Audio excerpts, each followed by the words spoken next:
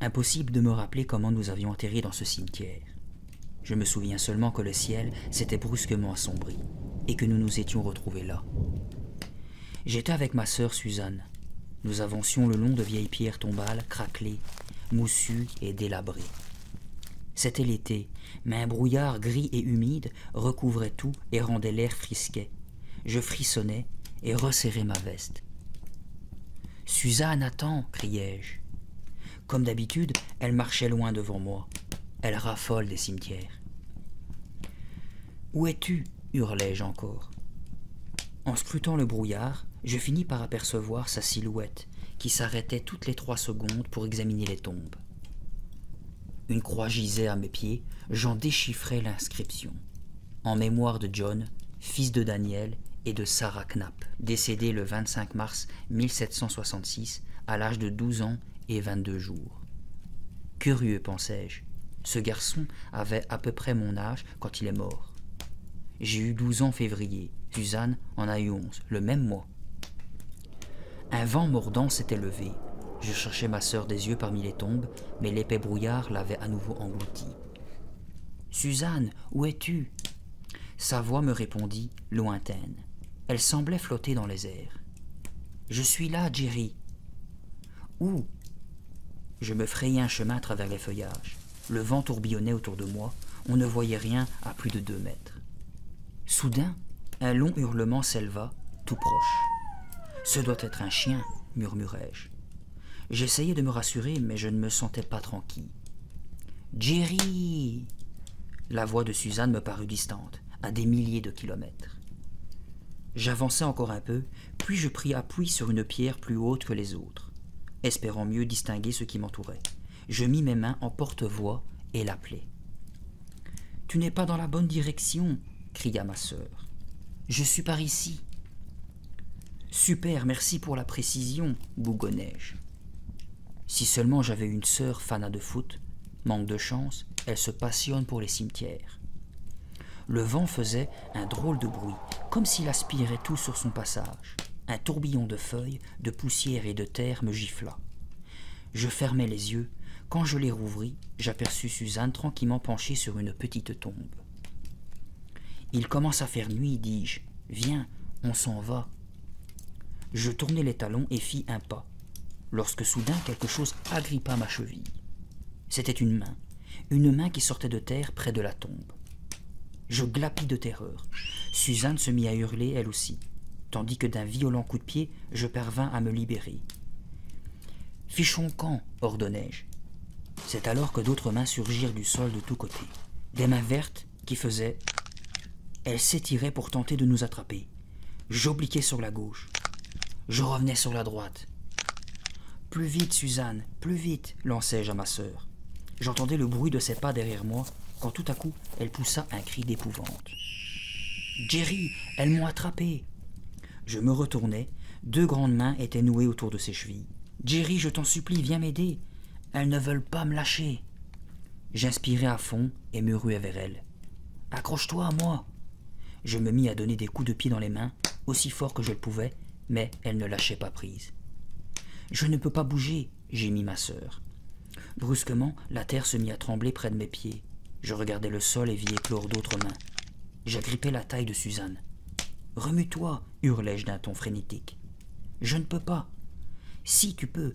Accroche-toi à moi. » À cet instant, je lâchai une plainte sourde. 2 autres mains s'étaient nouées autour de mes chevilles. Nous étions tous les 2 pris au piège. « Jerry, qu'est-ce que tu as ?» demanda Suzanne. Je clignai des yeux. Ma sœur se tenait près de moi sur un bout de plage rocailleux.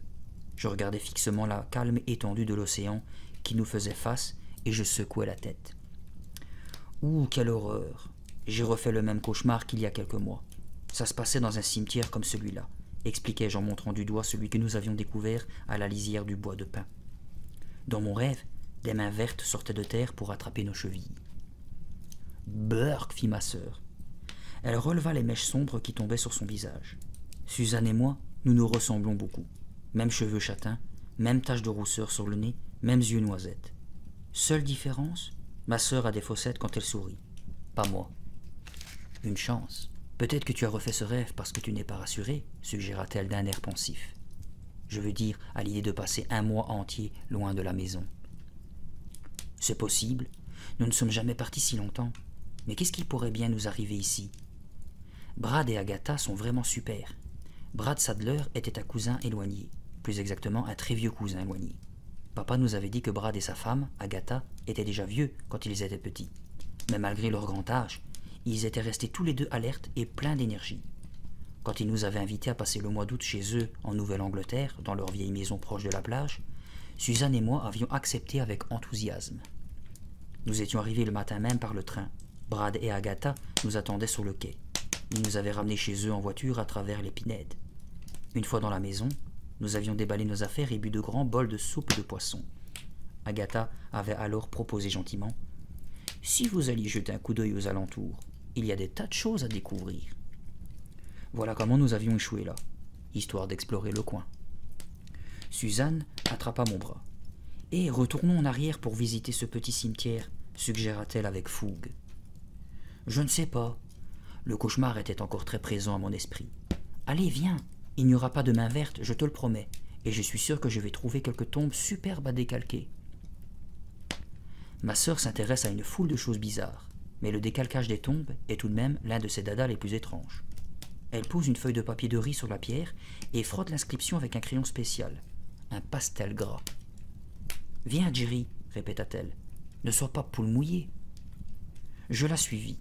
Le cimetière se trouvait au milieu d'un petit bois de pin, cerné par un mur de pierre à moitié démoli. Une étroite ouverture permettait d'y accéder. Suzanne commença à inspecter les tombes. « Waouh, il y a des inscriptions vraiment vieilles !» s'exclama-t-elle. « Regarde celle-là !» Elle me désigna une petite stèle sur laquelle était gravé un crâne orné d'une paire d'ailes. « C'est une tête de mort, plutôt macabre, non ?» Elle lut l'inscription à haute voix. « Si gît le corps de M. John Sadler, qui a quitté cette vie le 18 mars 1642, dans sa 38e année. »« Sadler, dis-je. Comme nous. Mince, je me demande si nous sommes parents. » J'effectuai quelques rapides calculs. Il est mort il y a 353 ans. Si c'est un de nos ancêtres, ce serait notre arrière grand quelque chose. Suzanne était déjà passée à un autre groupe de tombes. En voici une de 1647 et une autre de 1652. Je crois bien que c'est la première fois que je vois des tombes aussi vieilles. Elle s'accroupit derrière une haute pierre. Je commençais à avoir ma dose de cimetière. « Viens, allons nous promener sur la plage, dis-je. » Pas de réponse. Je regardais autour de moi. « Suzanne, où es-tu passée ?» Je contournai la pierre derrière laquelle elle était un instant plus tôt.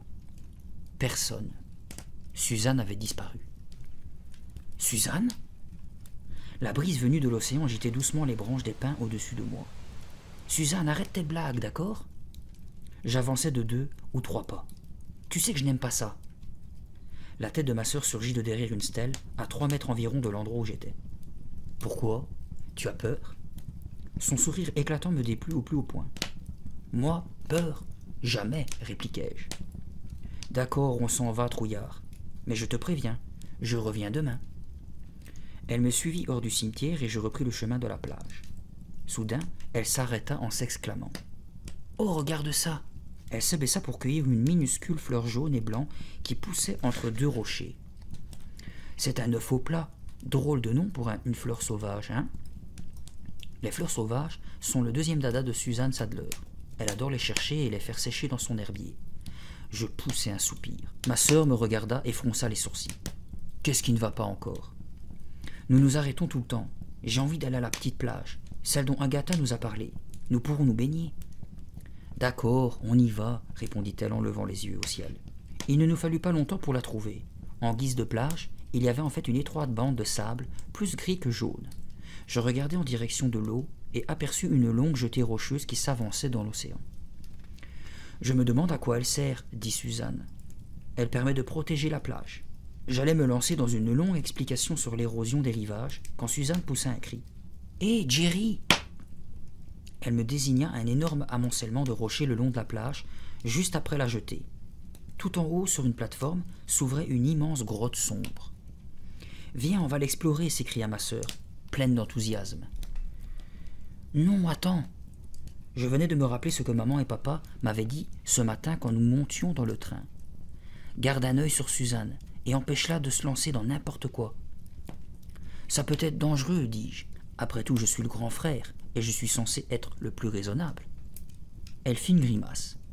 Fiche-moi la paix, bougonna-t-elle en se dirigeant vers la grotte. Nous pouvons au moins aller voir de plus près. Cette grotte me paraissait impressionnante. Je n'en avais jamais vu d'aussi grande, sauf dans un vieux numéro de Géo. Je me demande si quelqu'un y habite, lança Suzanne toute excitée. Tu sais, un vieil ermite ou quelqu'un dans le genre. Elle mit ses mains en porte-voix et appela. Quelquefois, ma sœur est carrément débile.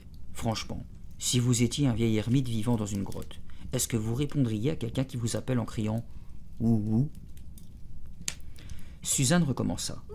« Allons-y, dis-je. » Soudain, un long sifflement sourd se fit entendre. Suzanne me regarda inquiète. « Qu'est-ce que c'était, à ton avis » chuchota-t-elle. « Un hibou ?» J'avala ma salive. « Je ne crois pas. Les hiboux ne sont réveillés que la nuit. » Le sifflement reprit. Le son était soutenu. On aurait dit qu'il flottait vers nous depuis le fond de la grotte. Suzanne continuait à m'interroger du regard. Qu'est-ce que cela pouvait bien être? Un loup? Un coyote? Je parie que Brad et Agatha doivent se demander où nous sommes, murmura ma sœur. Nous devrions peut-être rentrer. Je ne pouvais être plus d'accord avec elle. Je tournai aussitôt les talons, lorsque tout à coup, j'entendis comme un battement d'ailes qui semblait maintenant venir de derrière la grotte. Je mis une main en visière au-dessus de mes yeux et scrutai le ciel. Non! J'agrippai Suzanne par un bras. Une ombre fondait sur nous. C'était une énorme chauve-souris qui piquait dans notre direction. Ses yeux rouges jetaient des éclairs, des dents pointues étincelaient et elle sifflait méchamment. Elle allait nous attaquer. Je m'aplatis sur le sol en recouvrant ma tête avec mes mains. Suzanne fit de même. La chauve-souris descendit si bas que je pus sentir le déplacement d'air provoqué par son vol. Mon cœur tambourinait dans ma poitrine. « Hé, elle s'en va !» cria Suzanne. J'observai la chauve-souris et la vis s'élever en spirale dans le ciel. Je la regardai glisser dans les airs, puis plonger brusquement devant nous et tomber en piqué. Elle alla s'écraser sur les rochers tout proches. J'aperçus une aile noire qui battait faiblement dans la brise. Alors, lentement, je me remis debout. Mon cœur allait éclater. « Qu'est-ce qui l'a fait tomber comme ça ?» demandai-je d'une voix blanche. Je voulus m'élancer vers la chauve-souris, mais Suzanne me retint. « Reste ici. Ces bêtes-là peuvent transmettre la rage. Tu sais ?» « Je ne veux pas m'en approcher à ce point, » répondis-je. « J'aimerais juste jeter un coup d'œil. Je n'ai jamais vu une vraie chauve-souris de près. Mon dada à moi, si l'on peut dire, serait plutôt la zoologie. J'adore étudier les différentes espèces animales. »« Par ici, viens voir, » lançai-je en me mettant à gravir les rochers lisses et gris. « Fais attention, Jerry. Si jamais tu attrapais la rage, j'aurais des ennuis. »« Merci bien pour moi, » marmonnai-je d'un ton sarcastique. Je m'arrêtai à un peu plus d'1 mètre de la chauve-souris. « Ça alors, c'est incroyable !» m'écriai-je. Suzanne, qui m'avait rejoint, éclata de rire. Ce n'était pas une chauve-souris, mais un cerf-volant. Je fixai l'objet, stupéfait. Les 2 yeux rouges qui nous avaient paru si menaçants étaient dessinés sur du papier. Les ailes s'étaient déchiquetées en heurtant les rochers. Je me penchai pour examiner les débris. « Attention, il mord !» cria soudain une voix derrière nous. Surpris, Suzanne et moi fîmes un bond en arrière. Je me retournai et découvris un garçon qui avait à peu près notre âge. Il tenait une pelote de ficelle. « Ha ha, très drôle !» lâcha sèchement ma sœur. Le garçon nous décocha un grand sourire, mais ne répondit pas. Je constatai qu'il avait comme moi des taches de rousseur sur le nez et des cheveux châtains. « Vous pouvez sortir maintenant !» cria-t-il en tournant la tête. 2 autres enfants, une fille qui avait aussi à peu près notre âge, et un petit garçon d'environ 5 ans apparurent derrière les rochers. Le gamin avait des cheveux blonds très clairs, des yeux bleus et les oreilles décollées. La fille était rousse et portait des nattes. Tous les 3 avaient les mêmes taches de rousseur sur le nez. « Salut, vous êtes de la même famille ?» demanda Suzanne. Le plus grand, celui qui était sorti le premier, hocha la tête. « Oui, nous sommes tous des Sadlers. Je suis Sam. Voici Louisa et Nick. »« Ça alors !» m'exclamai-je. « Nous aussi, nous sommes des Sadlers. » Je fis les présentations.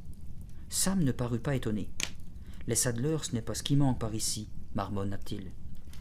Il y eut un long moment d'observation. Les 3 arrivants ne semblaient pas particulièrement sympathiques. Pourtant, à ma grande surprise, Sam me demanda si je voulais faire un concours de ricochet avec lui. J'acceptai bien volontiers, et le suivis jusqu'au bord de l'eau. « Est-ce que vous habitez par ici » demanda Suzanne. Louisa hocha la tête. « Oui, et vous, vous venez d'où ?»« On habite Hoboken, dans le New Jersey.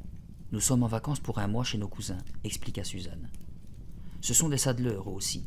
Ils habitent le petit cottage, juste après le phare. Est-ce que vous les connaissez ?»« Bien sûr, » répliqua Louisa sans sourire. « Cet endroit est grand comme un mouchoir de poche. Tout le monde se connaît. » Je trouvai un galet lisse et plat et le lançai à la surface de l'eau. Il rebondit 3 fois. Ce n'était pas mal. « Et vous ne vous ennuyez pas trop par ici » m'étonnai-je. « Non, on cueille des mûres, on joue dans les bois ou sur la plage » répondit Louisa, les yeux fixés sur l'eau. « Et vous, qu'est-ce que vous avez fait aujourd'hui ?»« Rien encore. On vient d'arriver.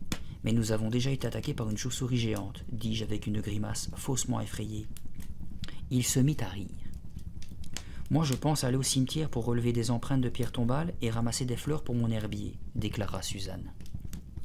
Il y a de très jolis coins fleuris dans le bois, dit Louisa. Je regardais Sam lancer son galet. Il rebondit 7 fois. Le garçon se tourna vers moi, tout sourire. Question d'entraînement. Pas facile de s'entraîner quand on habite dans un appartement, tentai-je de me justifier. Suzanne désigna la caverne derrière nous. Est-ce que vous êtes déjà monté l'explorer ? Nick étouffa un cri. Les visages de Sam et de Louisa se crispèrent de surprise et d'effroi. Vous plaisantez ? Lança Louisa.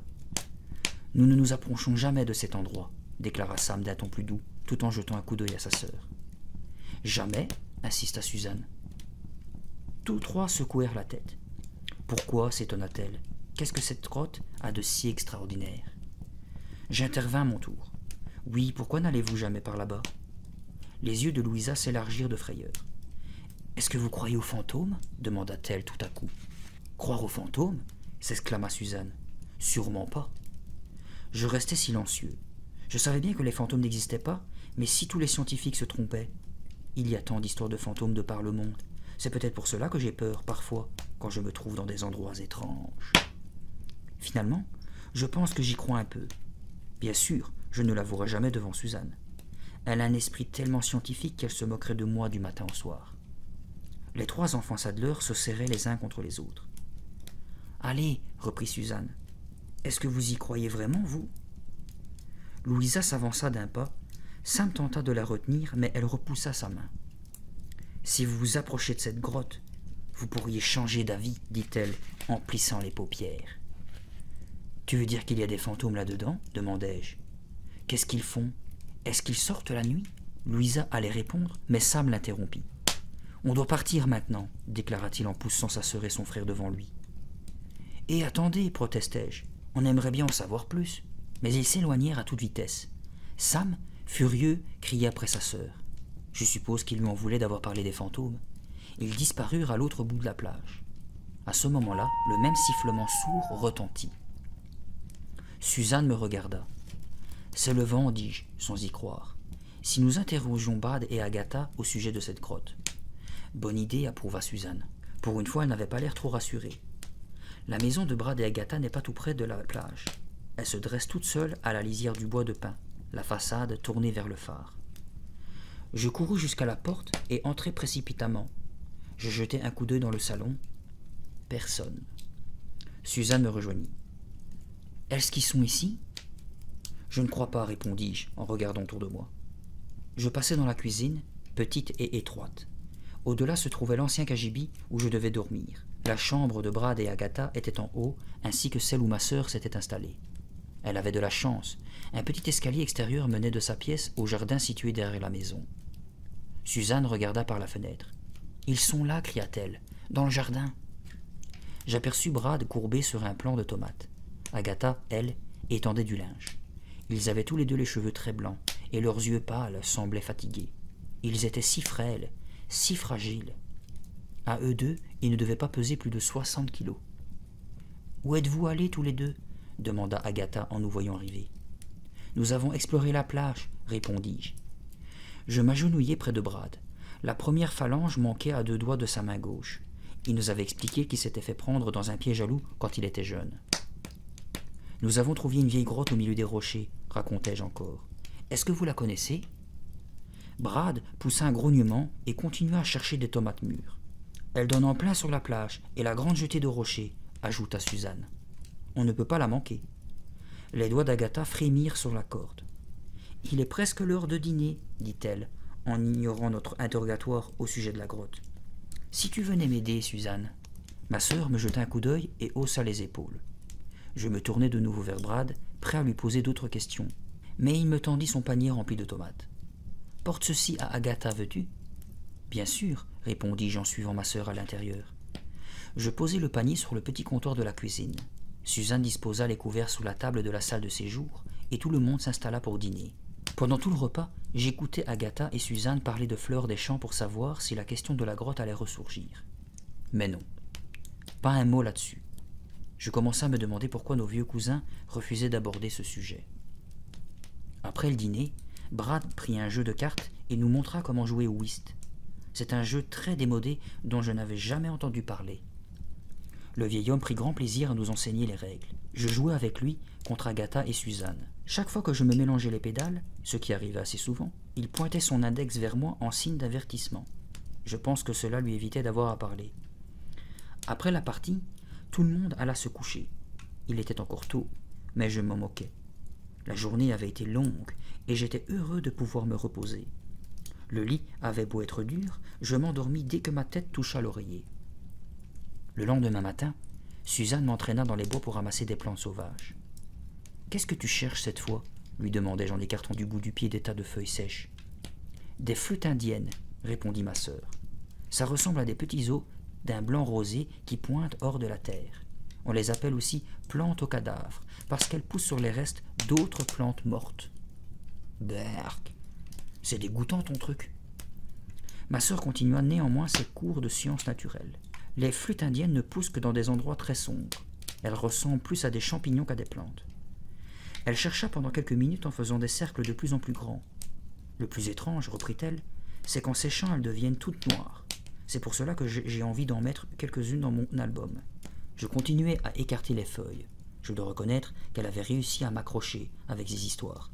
J'adore les bizarreries de la nature. J'aperçus un grand chêne tombé à terre, à quelques mètres de nous. Je crois que je vais chercher par là. Il se peut qu'il y ait des flûtes indiennes, puisqu'elles poussent sur les cadavres. Je m'agenouillai près des racines de l'arbre mort, qui ressemblait à des serpents, et me mis à repousser avec soin les feuilles. Pas de flûte indienne en vue. Rien que des insectes et des vermisseaux. Vraiment superbes. Je jetai un coup d'œil à Suzanne. Elle ne semblait pas plus chanceuse. Et soudain, sur le côté, je remarquai quelque chose de blanc qui sortait du sol. Je me ruai dans cette direction pour voir ce que c'était. Une petite plante, à la tige très courte, sortait de la terre meuble, entourée de feuilles mortes. Je tirai dessus. Elle ne vint pas. Je tirai plus fort. La tige commença à émerger, entraînant avec elle une touffe de terre. Je découvris alors qu'il ne s'agissait pas d'une plante, mais plutôt d'une sorte de racine. Une racine avec des feuilles? Bizarre. Je tirai encore pour l'extraire du sol. Elle était longue, très longue. Je tirai de nouveau, chaque fois un peu plus fort. Finalement, l'étrange racine céda complètement, soulevant avec elle un gros paquet de terre. Je me penchai sur le trou que j'avais fait et poussai un cri perçant. Puis, la gorge nouée, je parvins tant bien que mal à articuler. « Suzanne, viens voir, j'ai trouvé un squelette. »« Hein ?» Ma sœur accourut et se figea. Elle contempla la chose en silence. Le squelette découvert était couché sur le flanc, chaque os bien à sa place. L'orbite vide, béante dans le crâne gris, semblait nous fixer. « C'est un humain ?» balbutia Suzanne dans un souffle. « Les humains en quatre pattes, d'après toi ?» Bouche bée, ma sœur regarda mieux. « Qu'est-ce que c'est alors ?»« Un animal assez grand, répondis-je. Peut-être un cerf. » Je me baissai pour étudier les ossements de près. Non, ce n'est pas un cerf, il n'a pas de sabots. J'examinai le crâne, qui était assez volumineux et présentait des incisives aiguisées. À 9 ans, j'avais éprouvé une vraie passion pour les squelettes, et j'avais lu à peu près tous les livres qui leur étaient consacrés.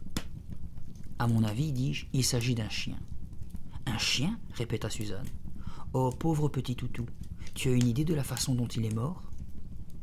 Peut-être qu'un autre animal l'a attaqué ? Suzanne s'agenouilla près de moi. « Quel animal pourrait avoir envie de manger un chien? Ils sont très riches en protéines, répondis-je en plaisantant. Elle me donna une bourrade. Je suis sérieuse, Jerry. Quel genre d'animal mange des chiens par ici? Peut-être un loup? Ou un renard? Tu ne penses pas qu'un loup ou un renard aurait brisé les os entre ses dents et laissé un peu plus de désordre? Ce squelette est en parfait état. Il est peut-être mort de vieillesse, tout simplement, et quelqu'un a pu l'enterrer ici, sous cette espèce de racine. Oui, peut-être que personne ne l'a attaqué en fin de compte. Suzanne retrouvait peu à peu ses couleurs. Nous restions là, accroupis sans bouger, pensant à ce chien. Soudain, le hurlement aigu d'un animal nous fit bondir sur nos pieds. Son cri terrifiant emplissait la forêt et se répercutait d'arbre en arbre. Qu'est-ce que c'est? Qui peut pousser un cri aussi horrible? Demanda Suzanne d'une petite voix étranglée. Je plongeai mes yeux dans les siens. Je n'en savais rien. Je savais seulement que le cri se rapprochait. Les hurlements cessèrent aussi brutalement qu'ils avaient commencé. J'inspectais les alentours pour m'assurer que nous ne craignions rien. C'est alors que je les vis. Sam, Nick et Louisa étaient accroupis derrière un arbre tout proche, et ils riaient. Je les fusillais du regard. Je venais de comprendre. C'étaient eux qui avaient poussé ces cris. Pour qui se prenaient-ils? Il leur fallut un bon moment pour se calmer. Comment une blague aussi ridicule pouvait autant les amuser? Je regardais Suzanne, elle était rouge de colère, et je crois bien que j'étais écarlate moi aussi. Quand ils se turent enfin, je leur fis signe de venir voir le squelette.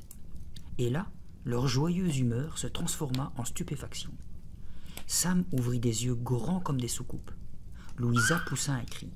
Nick, le plus jeune, s'agrippa à la manche de sa sœur en pleurnichant. Suzanne fouilla les poches de son jean pour trouver un mouchoir, puis se pencha vers le petit garçon. « Ne t'inquiète pas, dit-elle en lui essuyant les joues. Ce n'est pas le squelette d'un être humain, c'est juste celui d'un chien. » Au lieu de se calmer, les sanglots de Nick redoublèrent. Louisa passa un bras sur ses épaules. « Chut, fit-elle.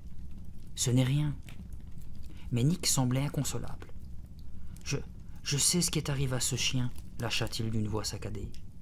C'est un fantôme qui l'a tué. Les chiens savent reconnaître les fantômes. Chaque fois qu'ils en voient un, ils aboient pour prévenir. Nick, intervint Suzanne d'une voix douce. Les fantômes n'existent pas. Ce sont des histoires inventées par des gens, c'est tout. Sam s'avança en secouant la tête. Tu te trompes, dit-il à Suzanne, la fixant entre ses paupières mi-closes. Il y a beaucoup d'animaux morts dans ces bois, et tous ont été tués par le fantôme. Il nettoie soigneusement les os avant de les replacer bien en ordre. « Arrête, Sam, riposte ma sœur. Est-ce que tu cherches vraiment à nous faire croire qu'il y en a dans les environs ?» Sam la contempla fixement, sans répondre. « Alors ?» insista Suzanne. Soudain, l'expression de Sam changea. Ses yeux s'agrandirent sous l'effet de la terreur. « Attention, il est là !» hurla-t-il. « Juste derrière toi !» Je lâchai un cri strident et attrapai le bras de ma sœur. Puis je compris une fois de plus, j'étais tombé dans le panneau. Quand cesserais-je de me laisser prendre aux blagues ridicules de Sam? « Vous êtes faciles à berner tous les deux, » déclara-t-il dans un grand sourire. Suzanne plaça ses mains sur ses hanches et fixa le garçon d'un air furibond. « Si on faisait une trêve, les gars, ces farces commencent à devenir ennuyeuses. » Tous les yeux étaient fixés sur Sam. « D'accord pour la trêve, dit-il. » Mais son sourire jusqu'aux oreilles me laissait des doutes sur ses intentions réelles. « Sam, parle-nous un peu plus de ce fantôme, » reprit ma sœur. « Tu étais sérieux quand tu disais qu'il a tué le chien, ou c'était encore l'une de tes plaisanteries géniales ?» Sam donna un coup de pied dans un tas de terre. « Une autre fois peut-être, » marmonna-t-il. « Pourquoi pas tout de suite ?» demandai-je. Louisa parut sur le point de dire quelque chose, mais son frère l'écarta sans ménagement. « Nick, Louisa, on s'en va, » ordonna-t-il. Il s'enfonça dans le bois d'un pas décidé, traînant sa sœur derrière lui. Nick s'empressa de courir pour les rejoindre.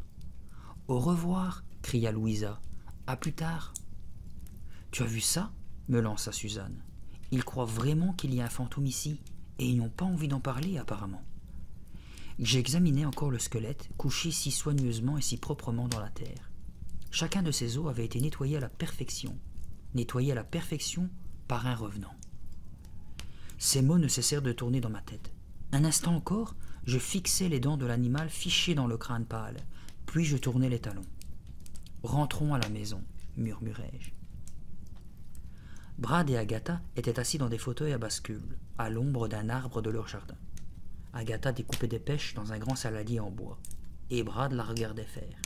« Est-ce que vous aimez la tarte aux pêches ?» nous demanda-t-elle. Suzanne lui assura que c'était l'une de nos préférées. Agatha sourit. « Nous la mangerons ce soir. Je ne sais pas si votre père vous l'a dit, mais la tarte aux pêches est ma spécialité.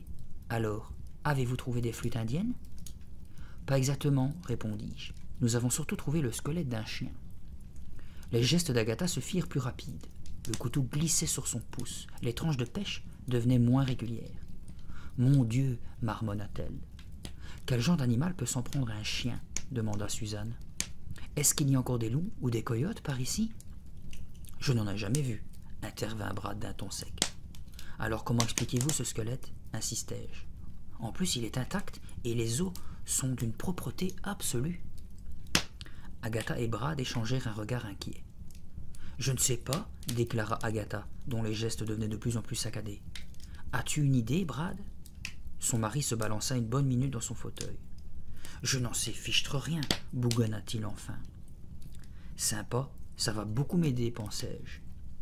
Nous avons aussi revu Sam, Nick et Louisa, ajoutai-je. Ils ont dit qu'ils vous connaissaient. »« Ouais, » répondit Brad, ce sont des voisins. D'après eux, ce serait un fantôme qui aurait tué le chien. Agatha posa son couteau et s'appuya contre le dossier de son fauteuil avec un petit rire nerveux. « C'est ce qu'ils vous ont dit ? Mon Dieu, mon Dieu. Ces gamins ont voulu vous faire marcher. Ils adorent inventer des histoires de fantômes, surtout l'aîné, Sam. »« C'est bien ce que je pensais, » dit Suzanne en me jetant un coup d'œil. Agatha hocha la tête.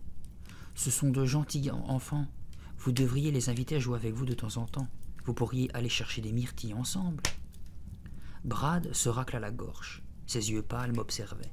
« Vous êtes trop grand pour croire à des histoires de fantômes, n'est-ce pas ?»« Oui, je suppose, » répondis-je d'une voix incertaine. Je passai le reste de l'après-midi à désherber le jardin avec Brad. Suzanne nous aida un peu. Ce genre d'exercice ne m'emballait pas vraiment, mais quand il nous apprit à distinguer les bonnes plantes des mauvaises, je pris plaisir à faire la chasse aux orties. Ce soir-là, la tarte aux pêches eut un gros succès. Brad et Agatha nous posèrent une foule de questions sur notre école et sur nos camarades.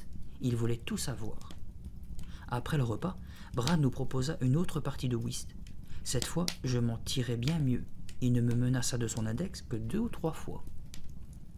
Plus tard, j'eus beaucoup de mal à m'endormir. La fenêtre de ma petite chambre était voilée par de longs rideaux blancs très légers. Ils ne parvenaient pas à cacher la pleine lune qui m'éblouissait. J'avais l'impression d'être face à un projecteur. Je finis par tirer mon drap sur ma tête. C'était beaucoup mieux.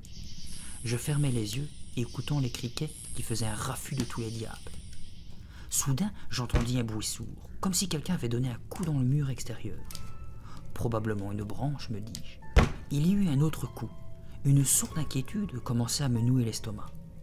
Au 3e coup, je me dressai en jetant un regard prudent tout autour de moi. Il n'y avait rien. Nada. Zéro. Je me remis au lit en me tournant vers la fenêtre. Brusquement, mon cœur fit un bond dans ma poitrine. Quelque chose venait de bouger derrière les rideaux. Une chose pâle, fantomatique. Le plancher craqua. Une silhouette blanche s'approchait de moi. Terrifié, je voulus crier. Impossible. Ma gorge était prise comme dans un étau. Alors je me cachai sous mon drap et attendis, tremblant comme une feuille. Mais rien ne se produisit. Où était passé le fantôme? Je jetai un coup d'œil furtif et vis ma sœur qui émergeait des rideaux. « Je t'ai eu, » lança-t-elle à mi-voix. « Espèce d'idiote, comment tu peux me faire une chose pareille? »« Très facilement, » se moqua-t-elle avec un grand sourire. « Ces histoires de fantômes t'impressionnent, non ?» Je ne répondis pas, me contentant d'un grognement furieux. Suzanne s'assit sur le bord de mon lit et resserra son peignoir autour de sa taille. « Je n'ai pas pu résister, » déclara-t-elle, toujours souriante. « J'étais juste descendue pour te parler, mais quand je t'ai vu allongé dans ton lit, le drap sur la tête, la tentation a été trop forte. » Je la fusillai du regard. « J'avais le drap sur la tête parce que je n'arrivais pas à dormir, c'est tout, » lançai-je furieux. « Moi non plus, » dit Suzanne. « Mon matelas est plein de trous et de bosses. Et puis je pensais à ce fantôme, » ajouta-t-elle en regardant par la fenêtre. « Et il me semblait que tu n'y croyais pas. Je sais, je ne crois pas du tout aux fantômes. Mais Sam, Louisa et Nick y croient, eux. » « Et alors ?» Alors je veux savoir pourquoi. Pas toi? Pas vraiment. Je me moque pas mal de revoir cette débile. Suzanne bâilla. Louisa semble gentille. Elle est bien plus aimable que Sam. Je pense qu'on pourrait la faire parler de ce fantôme si on l'interrogeait à part. Elle a failli tout nous dire aujourd'hui et... Je ne les crois pas, coupai-je. Tu as entendu Agatha? Sam adore inventer des histoires. Je ne pense pas qu'il s'agit d'une blague cette fois, répondit Suzanne d'un air grave. Je sens qu'il se passe quelque chose de bizarre dans le coin, Jerry. Demain, je leur demanderai plus de détails au sujet du fantôme. Comment sais-tu qu'ils seront là? Suzanne sourit. Ils sont toujours là, non? Tu n'as pas remarqué? Où que nous soyons, ils finissent toujours par se montrer. Elle marqua une pause. Tu crois qu'ils nous suivent? J'espère que non. Ma sœur éclata de rire. Quelle mauviette tu fais? Je repoussai mes couvertures, m'emparai de son bras et le tordis en arrière, puis je me mis à lui chatouiller le dos. Retire ce que tu as dit, ordonnai-je. D'accord, d'accord, cria-t-elle. Je ne le pensais pas. Et tu ne m'appelleras plus jamais comme ça. Plus jamais. Dès que je lâchai son bras, elle courut vers la porte. À demain, mauviette, lança-t-elle avec un sourire, puis elle disparut dans la cuisine. Le lendemain matin, au petit déjeuner, Agatha nous demanda si nous avions des projets pour la journée. On a envie de se baigner, répondis-je en jetant un coup d'œil à Suzanne. On ira en bas, à la plage. Agatha me tendit un seau en fer blanc. Vous aurez peut-être aussi envie de ramasser des oursins ou des étoiles de mer, dit-elle. Quelques minutes plus tard, chargé du seau et de 2 serviettes de bain délavées, j'empruntai avec Suzanne le petit chemin tortueux qui descendait vers le rivage. Pour arriver près de la plage de sable et de la grotte, il nous fallut escalader plein de rochers. Puis Suzanne s'arrêta devant un trou d'eau, laissé par la marée à 1 mètre environ de la côte. Il avait la taille d'une piscine d'enfants. « Ouah, Jerry !» s'exclama-t-elle. « J'aperçois des tonnes de trucs là-dedans. » Elle plongea la main dans l'eau visqueuse et en retira une étoile de mer. « Oh, regarde, elle fait à peine la moitié de ma paume. C'est peut-être un bébé ?» À ce moment, Sam, Nick et Louisa arrivèrent, bondissant d'un rocher à l'autre. Suzanne sourit en les voyant approcher. Je crois bien qu'elle était assez contente de les voir. « Regardez un peu ce que j'ai trouvé !» s'écria-t-elle en montrant sa pêche. Tout le groupe s'accroupit pour mieux voir. « Tu ne trouves pas qu'elle a de jolis pieds ?» demanda Suzanne à Nick, qui répondit par un gloussement. Il commença alors à nous raconter tout ce qu'il savait sur les étoiles. Au bout d'un moment, Louisa dut le faire taire. « Si on reparlait du fantôme, déclara soudain ma sœur, s'adressant à la petite fille. « Il n'y a rien à en dire, répondit doucement celle-ci. Elle lança un regard nerveux à Sam. Lui avait-il recommandé de ne plus en discuter? Où est-ce qu'il vit? Insista Suzanne. Dans la grotte qui vous fait peur? Nick sursauta en regardant en direction de la caverne. C'est bien ce que je pensais, déclara Suzanne. Il est dans la grotte. Elle me sourit triomphalement, tandis que le petit garçon se cachait derrière sa sœur. Louisa lui caressa les cheveux et se tourna vers nous. Le fantôme est très vieux. Personne ne l'a jamais vu sortir. Louisa, la réprimanda Sam. Je pense que nous ne devrions pas parler de tout ça. Pourquoi? Répliqua Louisa. Ils ont bien le droit de savoir. Ils ne croient même pas au fantôme, insista Sam. Peut-être que vous pourrez me faire changer d'avis, riposta Suzanne. Vous êtes certain qu'il y a un fantôme? Vous l'avez vu? Nous avons vu les squelettes, déclara Louisa d'un ton solennel. La tête de Nick émergea de derrière la jambe de sa sœur. Le fantôme sort les nuits de pleine lune, annonça-t-il. Nous n'en sommes pas sûrs, rectifia Louisa. Il a toujours été dans cette grotte. Il y a des gens qui disent qu'il est là-haut depuis 300 ans. Mais si vous ne l'avez pas vu, comment pouvez-vous savoir qu'il est dans cette caverne? On peut voir une lumière qui clignote, répondit Sam. Une lumière? M'écriai-je. Attends un peu. Cette lumière peut être n'importe quoi. Par exemple, un type avec une lampe de poche, tout simplement. Ce n'est pas ce genre de lumière, murmura Louisa en secouant la tête. C'est autre chose. Toute cette histoire commença à m'énerver.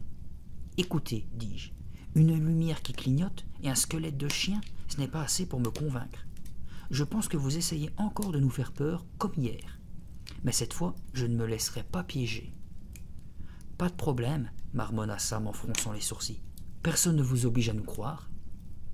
Eh bien, je ne vous crois pas, répondis-je. Sam haussa les épaules. Salut, amusez-vous bien, dit-il doucement. Puis il entraîna son frère et sa sœur vers le bois. Dès qu'ils furent hors de vue, Suzanne me donna une bourrade dans les côtes. « Jerry, pourquoi tu as fait ça ?» Je commençais juste à leur soutirer des informations intéressantes. Je secouais la tête. « Tu ne vois pas qu'ils cherchent à nous effrayer? Il n'y a pas de fantômes. C'est encore une de leurs plaisanteries fumeuses. » Suzanne me regarda durement. « Je n'en suis pas si sûre, murmura-t-elle. » Je levai les yeux vers le grand trou noir, béant de la caverne. En dépit de la chaleur qui régnait en cette matinée, un frisson glacé me parcourut le dos. Oui ou non, y avait-il un vieux fantôme là-dedans? Et surtout, avais-je vraiment envie de le savoir? En rangeant nos affaires après le dîner, Agatha remarqua. « Jerry, il manque une serviette de bain. N'en avez-vous pas emporté 2 ce matin ?»« On a dû la laisser sur la plage, » répondit Suzanne. J'essayais de me souvenir. « Je ne pense pas, mais je peux aller voir en vitesse. »« Ne vous inquiétez pas, » déclara Agatha. « Il commence à faire nuit. Vous irez demain matin. » Cela ne m'ennuie pas du tout, insistai-je. Je me ruai dehors avant qu'elle puisse me retenir. J'étais heureux d'avoir un prétexte pour sortir. J'avais envie de prendre l'air. Suzanne est une sœur géniale et nous nous entendons à merveille. Mais cela n'empêche pas que j'aime être seul de temps en temps. Je retrouvai l'endroit où nous nous étions installés le matin. Aucune trace de la serviette égarée. Sam l'avait peut-être prise. Il projetait peut-être de la mettre sur sa tête et de nous sauter dessus. Machinalement, je portai mon regard vers la caverne, qui se découpait en noir sur le ciel bleu nuit. « Hein » m'exclamai-je. Je clignai des yeux et avançai d'un pas. Était-ce bien une lumière que je voyais scintiller dans la grotte, ou bien le reflet de la lune qui apparaissait derrière les pins? Je fis un autre pas. Mais non, ce n'était pas la lune. J'avançai encore un peu. Je ne pouvais détacher les yeux de cette lueur vacillante qui brillait dans l'ouverture de la caverne, si pâle, d'une pâleur surnaturelle. « Sam, me dis-je encore. Oui, c'était sûrement Sam. Il était certainement là-haut, en train de gratter des allumettes et d'espérer que je tomberais dans le panneau. Devais-je grimper jusque-là? Je continuai à m'approcher, mes tennis s'enfonçant dans le sable de la plage. La lumière brillait toujours. Elle semblait planer près de l'entrée et danser lentement. « Faut-il que je monte ?» me demandai-je encore. Le faut-il vraiment? Oui, il le fallait. La lumière se faisait de plus en plus intense. On aurait dit qu'elle m'appelait. J'inspirai profondément et je commençai à monter. La caverne se trouvait loin au-dessus de moi, insérée dans les blocs de pierre. Je prenais garde à ne pas glisser sur les rochers humides. La lueur pâle de la lune permettait d'y voir un peu. Qu'avait dit Nick à propos de la lune déjà? Que les fantômes sortaient quand elles étaient pleines? Tentant de chasser ces pensées, je continuai à monter. La lumière surnaturelle flottait toujours à l'entrée de la grotte. Soudain, je sentis mes jambes vaciller. Le terrain s'était mis en branle sous mes pieds. Je dérapai sur des cailloux qui commencèrent à rouler jusqu'en bas de la pente. Pris de court, j'attrapai une grosse racine qui poussait entre les rochers et m'y cramponnait le temps de retrouver mon équilibre. Après quoi, je me hissai jusqu'à un gros bloc de pierre et regardai en direction de la caverne. Elle était juste au-dessus de ma tête à présent. Je n'avais plus que 3 ou 4 mètres à gravir. Je me redressai et lâchai un cri étouffé. Qu'est-ce que c'était que ce bruit derrière moi? Je me figeai, transi de peur, l'oreille aux aguets. Y avait-il quelqu'un d'autre? Est-ce que c'était le fantôme? Je n'eus pas à attendre longtemps. Une main glacée se noua autour de mon cou. Je poussai un cri étranglé et me débattis. Les doigts relâchèrent leur prise. « Chut !» murmura ma sœur. « C'est moi !» Cette fois, je lâchai un grognement furieux. « Espèce d'idiote! Qu'est-ce qui t'a pris de faire une chose pareille? »« Tu peux parler? Qu'est-ce qui t'a pris toi de venir ici ?»« Je cherche la serviette de bain, » balbutiai-je. Suzanne éclata de rire. « Ce que tu cherches, c'est le fantôme, Jerry. Avoue-le. » Je levai les yeux vers la caverne. « Tu vois la lumière ?» chuchotai-je. « Hein? Quelle lumière? »« Celle qui flotte dans la caverne, » répondis-je avec impatience. « Tu n'y vois pas clair ou quoi? »« Désolé, mais je ne vois rien du tout, » répliqua ma sœur. Je fixai la caverne avec plus d'attention et n'aperçus que le noir le plus complet. Elle avait raison, la lumière vacillante avait disparu. Allongé dans mon lit, cette nuit-là, je tentais de mettre en pratique ce que M. Hendrickson, mon professeur de sciences, appelle la réflexion critique. Cela consiste à faire une liste de ce que l'on sait, récapituler ce que l'on ignore et tirer une conclusion logique. Que savais-je donc au juste? Je savais que j'avais vu une lumière, et que cette lumière s'était éteinte. Quelle pouvait être l'explication de ce phénomène? Une illusion d'optique? Mon imagination? Sam? Dehors, devant la fenêtre, un chien se mit à aboyer. Curieux, remarquai-je en interrompant ma réflexion. Je n'avais vu aucun chien dans les environs. Les aboiements se firent plus forts, plus rageurs. On aurait vraiment dit que cela venait de sous ma fenêtre. Et soudain, je me souvins de ce que Nick avait dit. Les chiens reconnaissent les fantômes. Était-ce pour cela que ce chien aboyait avec une telle fureur? Est-ce qu'il avait localisé le fantôme? Je quittai mon lit en frissonnant et gagnai la fenêtre à 4 pattes. J'examinai les alentours. Pas de chien. Je tendis l'oreille, les aboiements s'étaient tus. Des criquets chantaient, les arbres murmuraient. « Toutou !» appelai-je doucement. « Ici, bon chien !»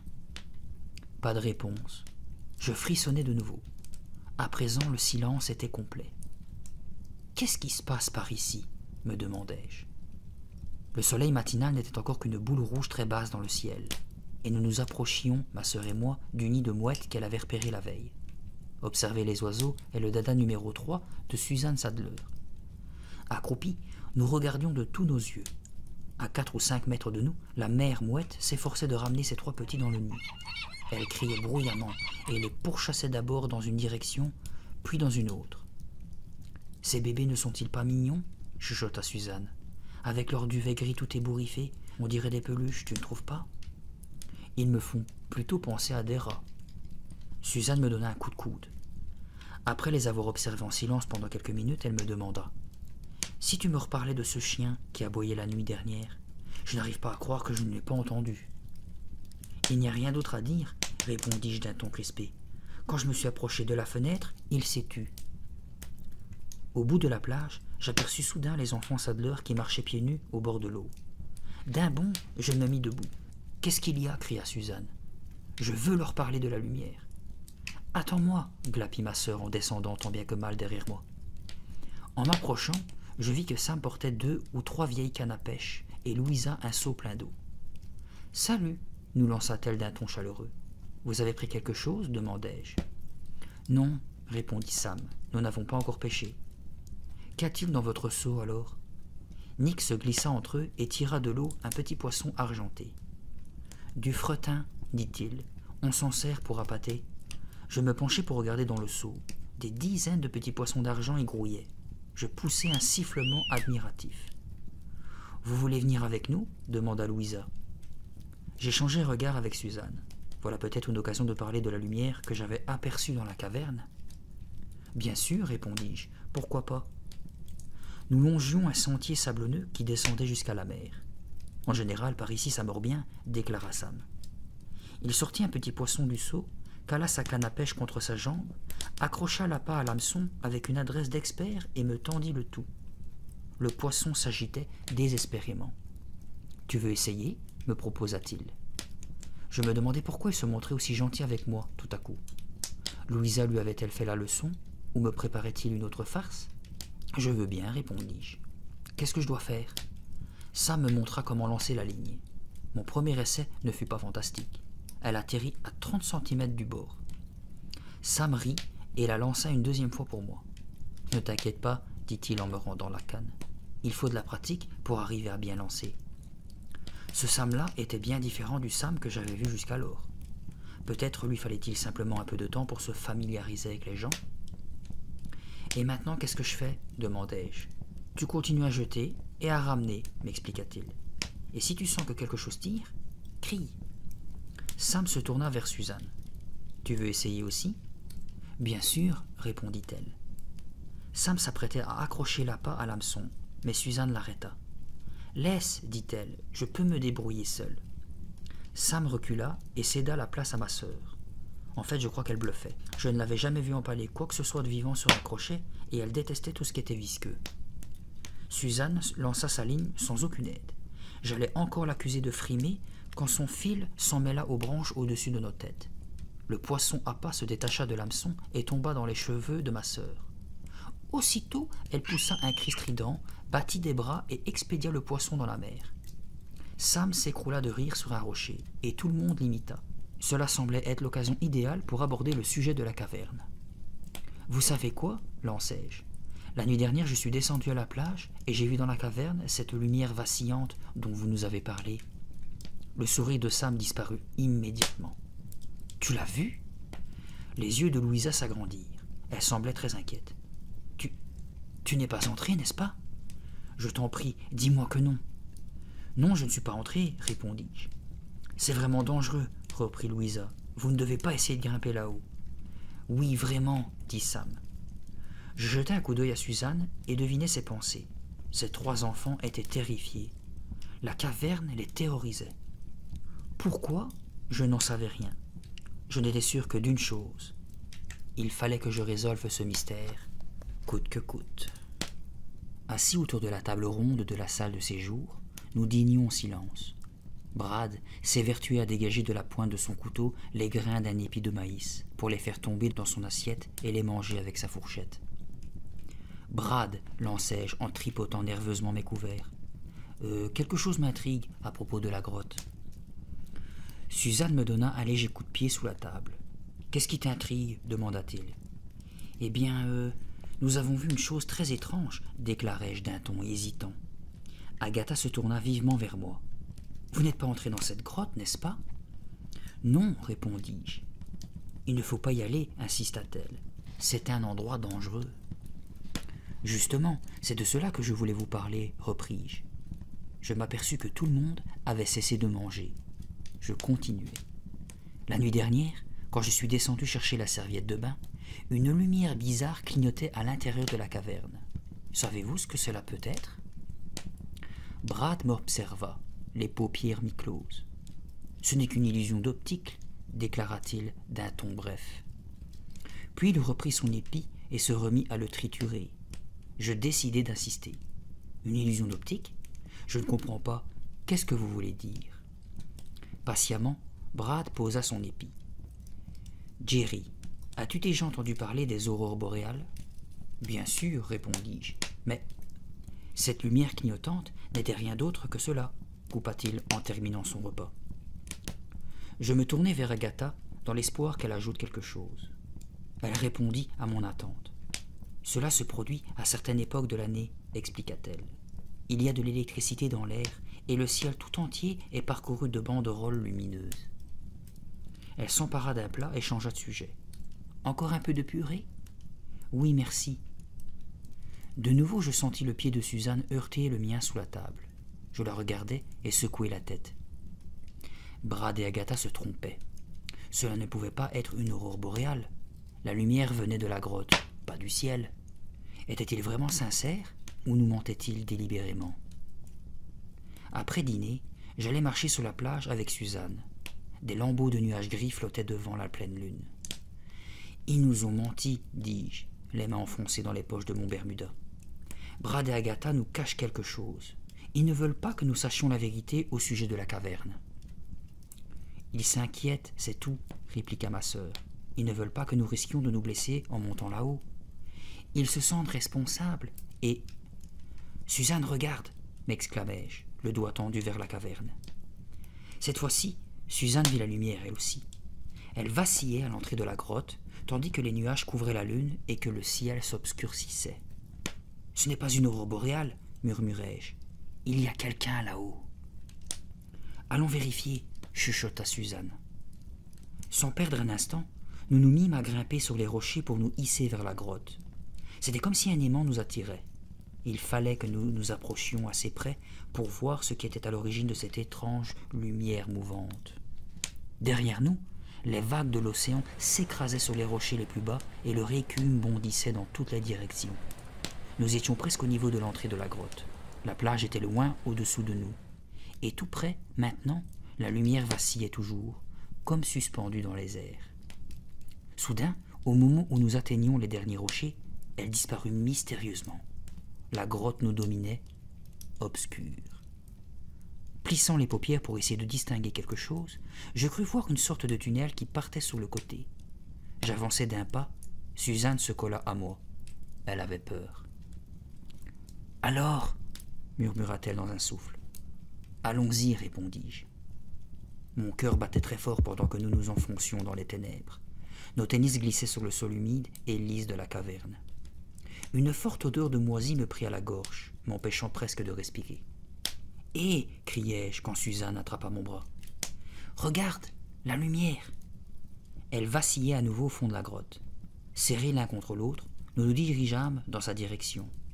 L'air se faisait plus chaud, plus acre. « C'est un tunnel !» bégayai-je. La grotte devenait étroite. Elle décrivait une sorte de courbe.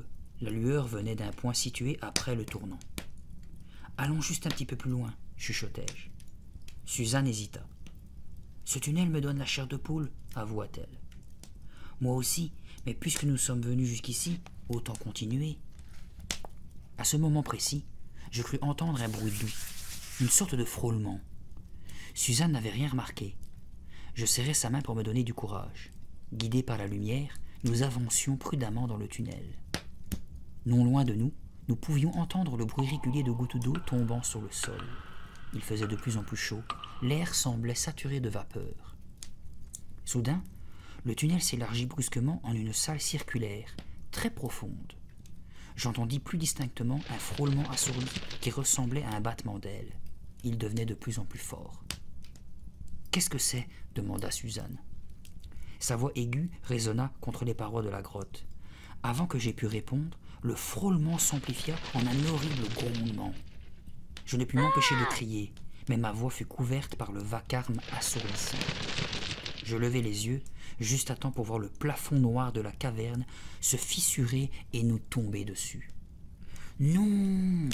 Je m'effondrai sur le sol de la grotte en me protégeant la tête de mes mains. J'attendais le choc final qui allait m'écraser. Une espèce de cliquetis tourbillonna au-dessus de moi. Puis un sifflement très aigu s'éleva, dominant l'autre son. Le cœur battant, je levai les yeux et vis les chauves-souris. Il y en avait des milliers, toutes noires, qui battaient des ailes et traversaient la salle dans tous les sens, d'abord en piqué, puis se redressant pour repartir dans une autre direction. Le plafond ne s'était pas écroulé. En pénétrant dans leur domaine, Suzanne et moi avions réveillé les chauves-souris qui sifflaient maintenant et chointaient en dessinant des boucles folles au-dessus de nos têtes. « Sortons d'ici !» criai-je en aidant ma sœur à se remettre sur ses pieds. « C'est sûrement pour ça que Brad et Agatha nous ont défendu de venir ici » hurla-t-elle pour dominer le grondement de ces milliers d'ailes qui battaient. Nous allions rebrousser chemin quand la lumière qui brillait toujours au fond de la grotte me fit changer d'avis. Il suffisait de quelques pas de plus, et nous connaîtrions la clé de l'énigme. « Viens !» ordonnai-je. Prenant Suzanne par la main, je baissai la tête et me mis à courir. Au-dessus de nous, les chauves-souris continuaient leur balai. Arrivés au fond de la salle, il nous fallut emprunter un autre tunnel étroit et tortueux. Nous avancions maintenant prudemment, le dos plaqué contre la paroi, sans nous lâcher la main. La lueur se faisait de plus en plus vive. Le tunnel débouchait sur une seconde salle, à peu près aussi grande que la première. Brusquement, la lumière nous aveugla. C'est alors que je les vis. Des bougies. Des centaines de bougies blanches étaient posées autour de la salle, sur les replats de la roche. Elles étaient toutes allumées et éclairaient la place d'une lumière intense. « Ah, c'était ça !» murmurai-je. « Des flammes de bougies !»« Ça n'explique rien du tout !» protesta Suzanne, dont le visage livide était parcouru d'ombres changeantes. « Qui a déposé toutes ces bougies ici ?» Soudain, elle poussa un cri en pointant un doigt tremblant devant elle. Un vieil homme, avec de longs cheveux blancs hirsutes et un nez en forme de bec d'oiseau, était assis, courbé sur une table en bois. Ses yeux étaient fermés. Il était pâle et terriblement maigre. Sa chemise usée flottait sur lui. Des ombres jouaient sur sa silhouette, si bien qu'il semblait s'allumer et s'éteindre comme les flammes qui l'entouraient. Il paraissait faire partie de la lumière, de cette lumière étrange. Suzanne et moi n'osions plus bouger. Nous avait-il vus? Était-il vivant? Était-ce un fantôme? Il ouvrit les yeux, de grands yeux noirs profondément enfoncés dans leur orbite, puis il se tourna vers nous et nous fixa d'un regard terrible. Lentement, il leva une main et recourba son index osseux, tout noueux. « Venez ici. » Cet ordre était murmuré d'un ton très sec, aussi sec que la mort. Avant que nous ayons pu bouger, il se leva de sa chaise et se dirigea vers nous. J'aurais voulu m'enfuir, mais mes pieds semblaient collés au sol. comme si la silhouette fantomatique me retenait là, m'empêchant de bouger d'un pouce. Suzanne lâcha un cri sourd et me heurta par derrière. Elle avait dû trébucher, mais le choc eut pour résultat de nous remettre en mouvement. Je pivotais tout en jetant un dernier coup d'œil à la pâle figure vacillante. Sa silhouette squelettique brillait au milieu de la lumière surnaturelle. Il approchait toujours, la bouche tordue en un étrange sourire. Ses yeux sombres nous fixaient, aussi dénués d'expression que des billes d'acier. Suzanne se mit à courir, je l'imitais. Elle s'engouffra avant moi dans le tunnel. Ses tennis dérapant sur le sol humide, je m'efforçais de rester à sa hauteur et de ne pas glisser. Mes jambes semblaient peser des tonnes. Le sang battait si fort à mes tempes que ma tête paraissait sur le point d'exploser. « Vite, vite !» criai-je d'une voix saccadée. En regardant par-dessus mon épaule, je vis que le fantôme nous suivait. Jamais je n'aurais dû me retourner. Je trébuchai sur une pierre et m'étalai de tout mon long. Tentant de retrouver mon souffle, je tournai de nouveau la tête. Les mains osseuses du fantôme se tendaient vers mon cou. Je poussai un hurlement terrifié.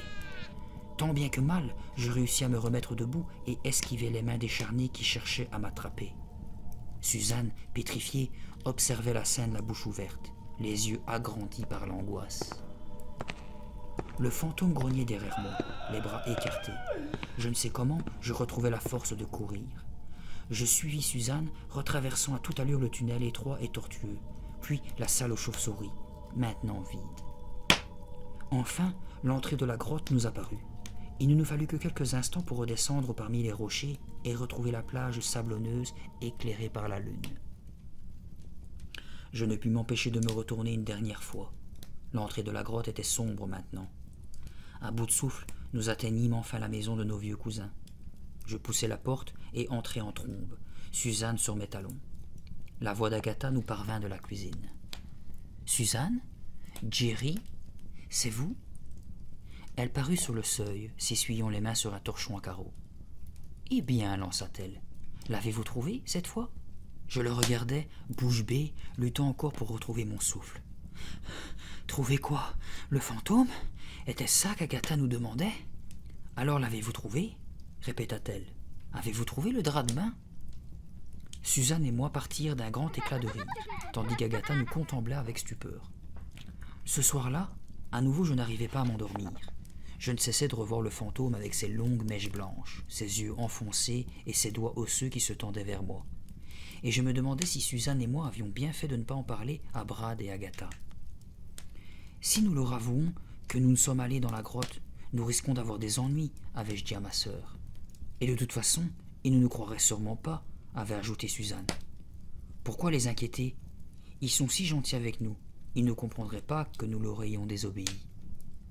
Nous avions donc gardé le silence sur le fantôme qui hantait cette épouvantable grotte. Mais à présent que je me retrouvais tout seul dans mon lit, à me tourner et à me retourner, mon cerveau se contorsionnait lui aussi, et je ne cessais de m'interroger. Oui ou non devions-nous avouer à nos cousins ce que nous avions vu ce soir-là? Malgré la chaleur de l'été, je tirai mes couvertures jusqu'au menton et regardai du côté de la fenêtre ouverte. Derrière les rideaux gonflés par la brise, la lune d'un blanc pâle brillait, lumineuse. Ce clair de lune ne me plaisait pas du tout.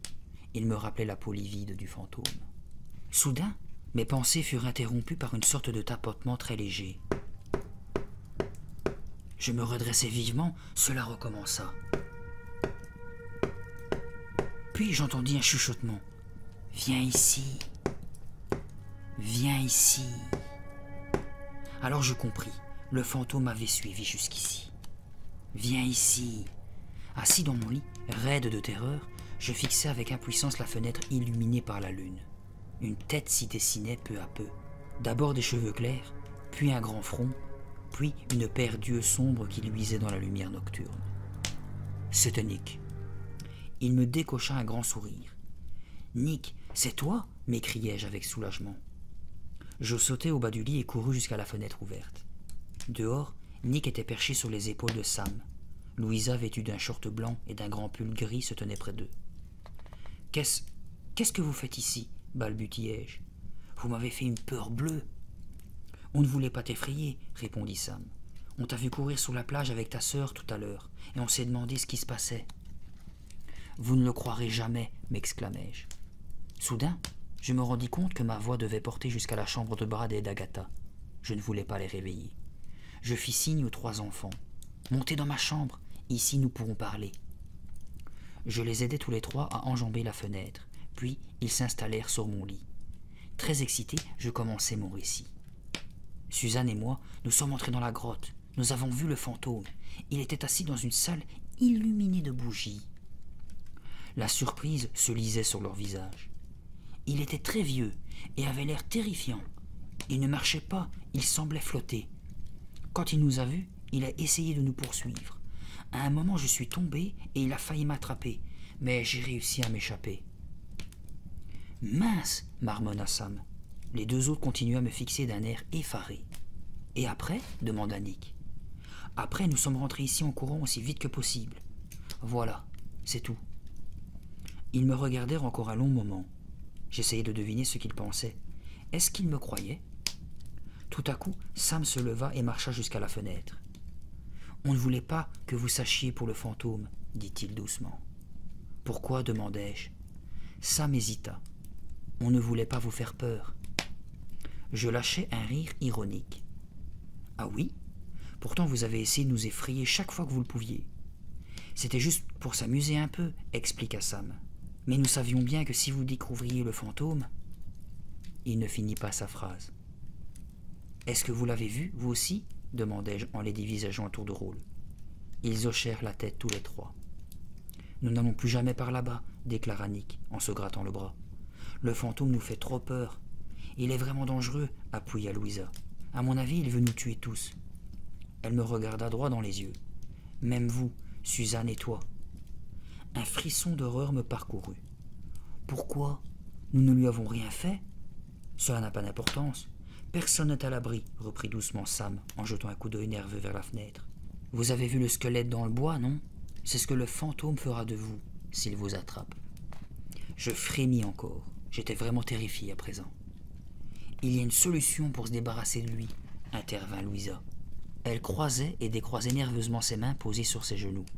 Mais on a besoin de votre aide, reprit-elle. On ne peut pas y arriver sans ta sœur et toi. J'avalai ma salive avec difficulté. Nous? Qu'est-ce qu'on peut faire? Avant qu'elle me réponde, le plancher craqua au-dessus de nos têtes. Il nous sembla entendre quelqu'un parler. Avions-nous réveillé Brad et Agatha? Louisa et ses 2 frères se ruèrent vers la fenêtre et se laissèrent tomber de l'autre côté. « Rendez-vous demain matin à la plage, » lança Sam. Debout près des rideaux, je les regardais disparaître dans le bois. La pièce était redevenue silencieuse. Les rideaux gonflaient doucement et je fixais les pins qui se balançaient avec douceur eux aussi. Comment Suzanne et moi pouvons-nous les aider à se débarrasser d'un vieux fantôme? Me demandai-je. Que pouvons-nous faire? Le lendemain matin, je fus éveillé par le bruit de la pluie. Je sautai hors de mon lit et courus à la fenêtre. Le vent soufflait en bourrasque. Dans le jardin, de minces ruisselets d'eau s'étaient formés entre les rangées de légumes et coulaient dans la cour. Un brouillard épais enveloppait les arbres. « Un temps pareil en été, ce n'est vraiment pas de veine, » lança Suzanne en pénétrant dans ma chambre. Je me retournai vivement vers elle. « Suzanne, écoute, j'ai quelque chose à te dire. » Je lui racontai mon entretien de la veille avec les 3 Sadler. Quand j'eus fini, Suzanne garda les yeux fixés sur la fenêtre. « Qu'est-ce qu'on fait maintenant ?» demanda-t-elle. « Comment aller à la plage avec ces trompes d'eau ?»« C'est impossible, il faut attendre que la pluie s'arrête. » En soupirant, elle retourna dans sa chambre pour s'habiller. De mon côté, j'enfilai mon vieux jean déchiré aux genoux et un pull gris. Puis je m'empressai d'aller rejoindre tout le monde pour le petit déjeuner. Agatha nous prépara de la bouillie d'avoine avec de gros morceaux de sucre brun et du beurre. Après le repas, Brad alluma un bon feu dans la cheminée et Suzanne s'installa devant pour coller des fleurs séchées dans son herbier. Moi, pendant ce temps-là, j'attendais que la pluie cesse de tomber. Satanée pluie. Le soleil n'apparut qu'au bout de 2 heures. Sans perdre de temps, j'entraînai ma sœur jusqu'à la plage. Les Sadler n'y étaient pas. Je m'exerçais à faire des ricochets, tandis que Suzanne cherchait des coquillages. Nous attendîmes 1 heure, en vain. « Qu'est-ce qu'on fait ?» demandai-je en tapant du pied dans un petit rocher. La journée n'avait été qu'un beau gâchis. « J'ai emporté mon matériel à dessin, » répondit Suzanne. « Si on allait au cimetière ?» Je la suivis à contre-cœur. Encore une fois, l'ouverture dans le mur nous permit d'entrer. J'inspectais les alentours. Les pierres étaient si vieilles. Plusieurs avaient été renversées, d'autres étaient cassées ou couvertes de mauvaises herbes. Cette forêt qui commençait à envahir la place m'impressionnait toujours autant. Les racines de plusieurs arbres recouvraient certaines tombes. Un immense pin abattu par la foudre avait renversé plusieurs stèles. « Je vais voir s'il y a quelque chose d'intéressant par là », annonça Suzanne. Nous n'avions pas encore exploré le centre du cimetière. La dernière fois, nous étions restés sur le côté. Machinalement, je commençai à lire les noms gravés sur les pierres. Sur la première, je lus « 6J, le corps de Martin Sadler ». C'est curieux, pensai-je, un autre Sadler. Sam nous avait bien dit que Sadler était un nom très répandu dans cette région. Peut-être que ce coin du cimetière leur était réservé. La tombe voisine de celle de Martin Sadler était celle de Mary Sadler, sa femme. Puis, il y avait 2 enfants Sadler, Sarah et Miles. Je passai à la rangée suivante et continuai à lire les inscriptions. Un autre Sadler prénommé Peter. Près de Peter se trouvait Myriam Sadler. Je commençai à avoir la chair de poule. Je partis dans une autre direction, lisant toujours les inscriptions, rien que des Sadler, là aussi. Hiram, Margaret, Constance, Charity. Est-ce que ce cimetière ne contenait que des Sadler? Est-ce qu'il y avait que les Sadler qui mouraient par ici? Soudain, un cri perçant de Suzanne traversa les airs. « Jerry, viens voir !» Je la retrouvai à quelques mètres du pin tombé.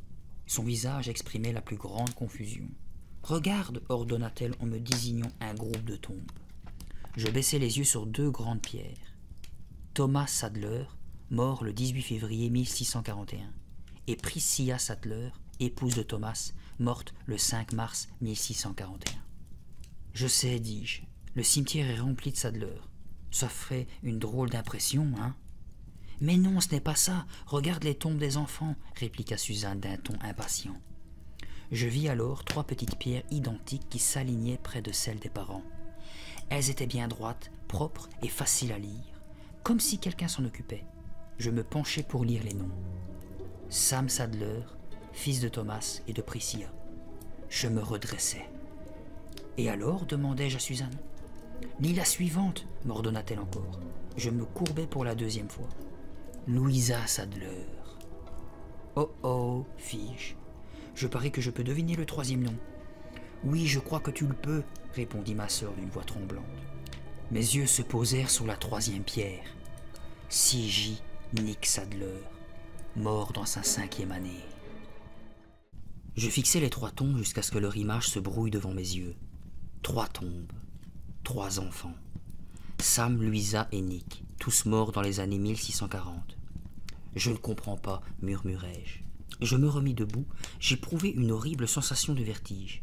Je ne comprends vraiment pas, répétai-je. Là, il faut absolument que nous en parlions à Brad et Agatha, déclara Suzanne. Cette fois, c'est trop bizarre. Nous fîmes demi-tour et partîmes en courant. Je ne pouvais m'empêcher de revoir ces 3 tombes, Sam, Louisa et Nick. De retour à la maison, nous trouvâmes Brad et Agatha dans le jardin, installés sous les arbres, dans leur fauteuil à bascule assorti. « Ah, les enfants, ça court tout le temps. J'aimerais avoir votre vitalité, » dit joyeusement Agatha en nous voyant arriver tout essoufflés. « Nous étions au cimetière, lançai-je sans perdre un instant. Nous avons quelque chose à vous demander. » Agatha leva les sourcils. « Oh, vous vous êtes amusé à décalquer des pierres tombales ?»« Non, » répondit Suzanne. « On a juste lu les inscriptions. Et il n'y a que des Sadler.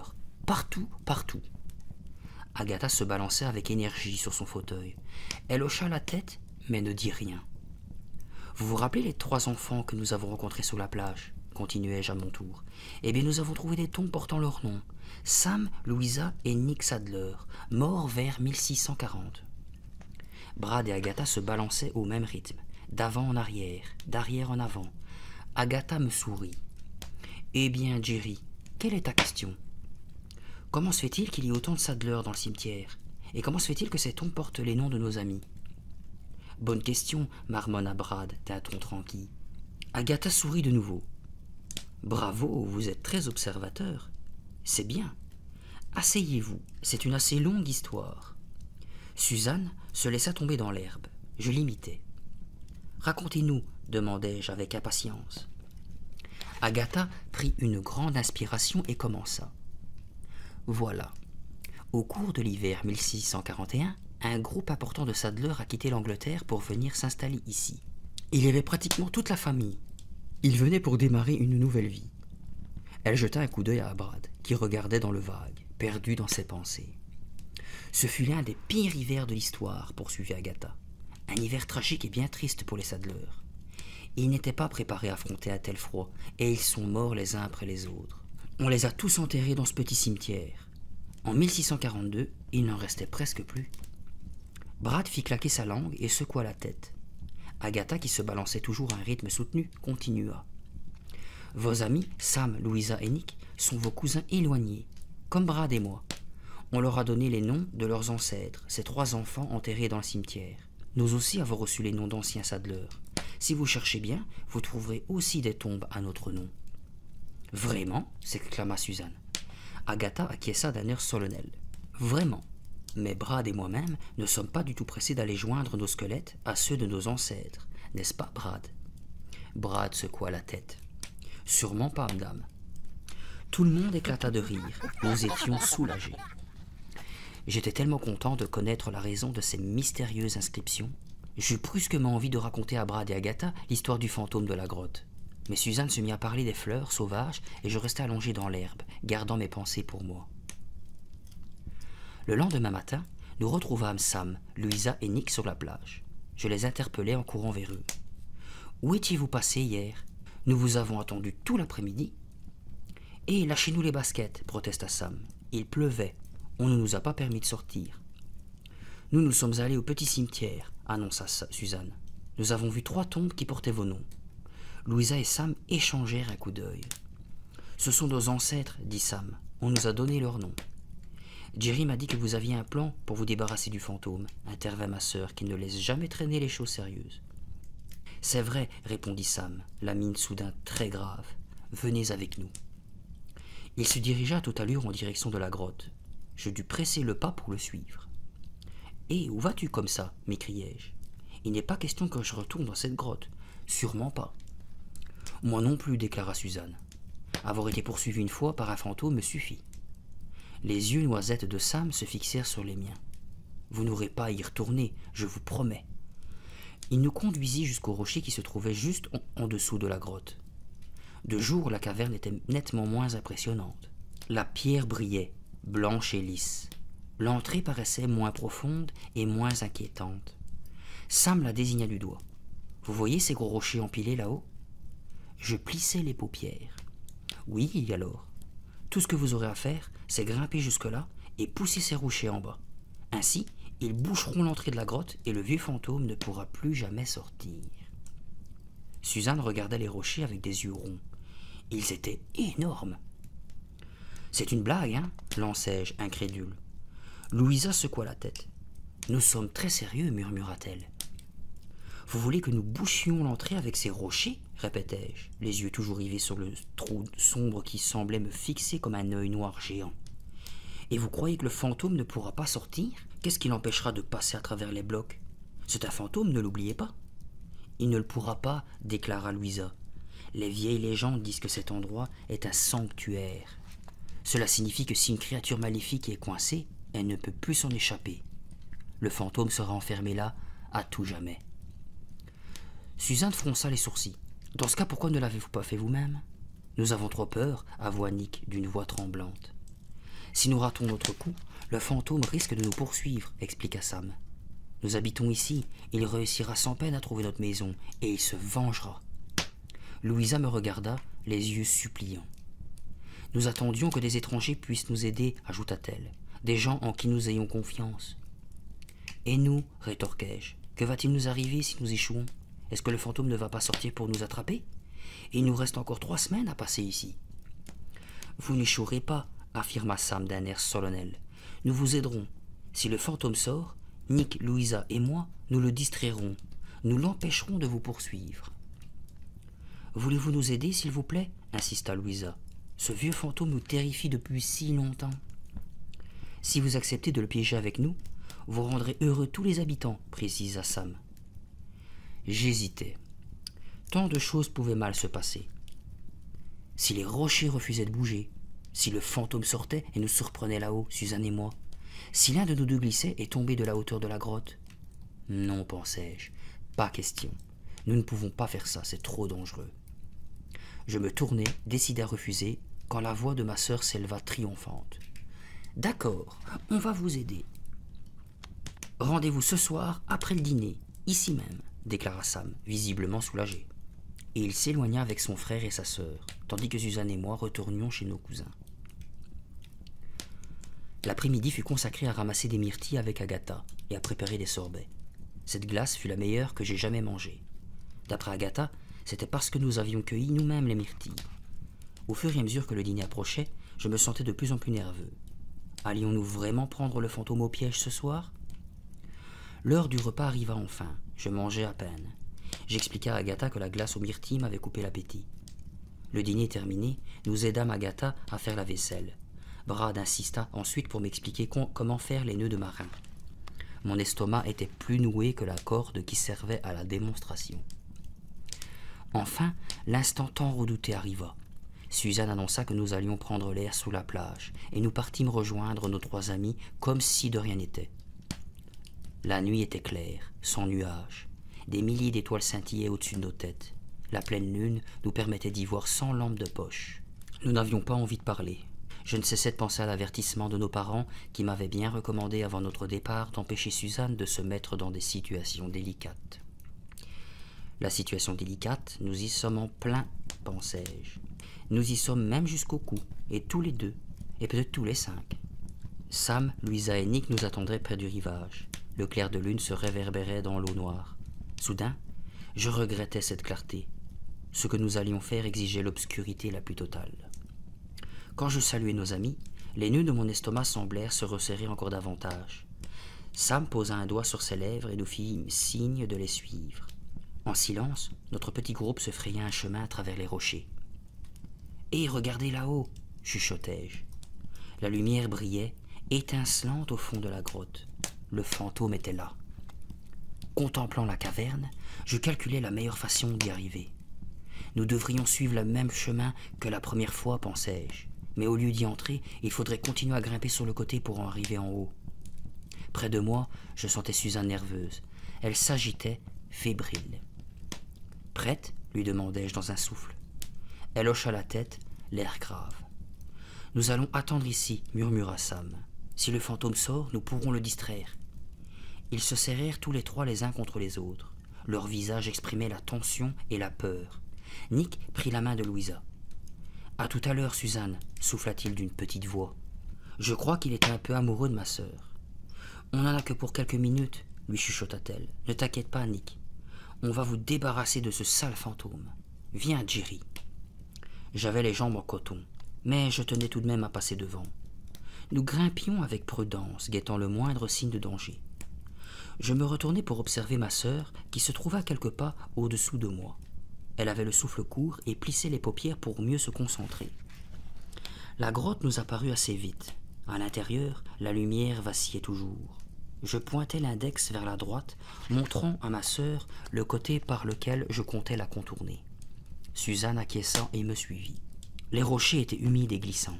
Nous étions obligés de grimper à 4 pattes. La pente était plus abrupte que je ne le pensais. Je luttais pour ne pas trembler.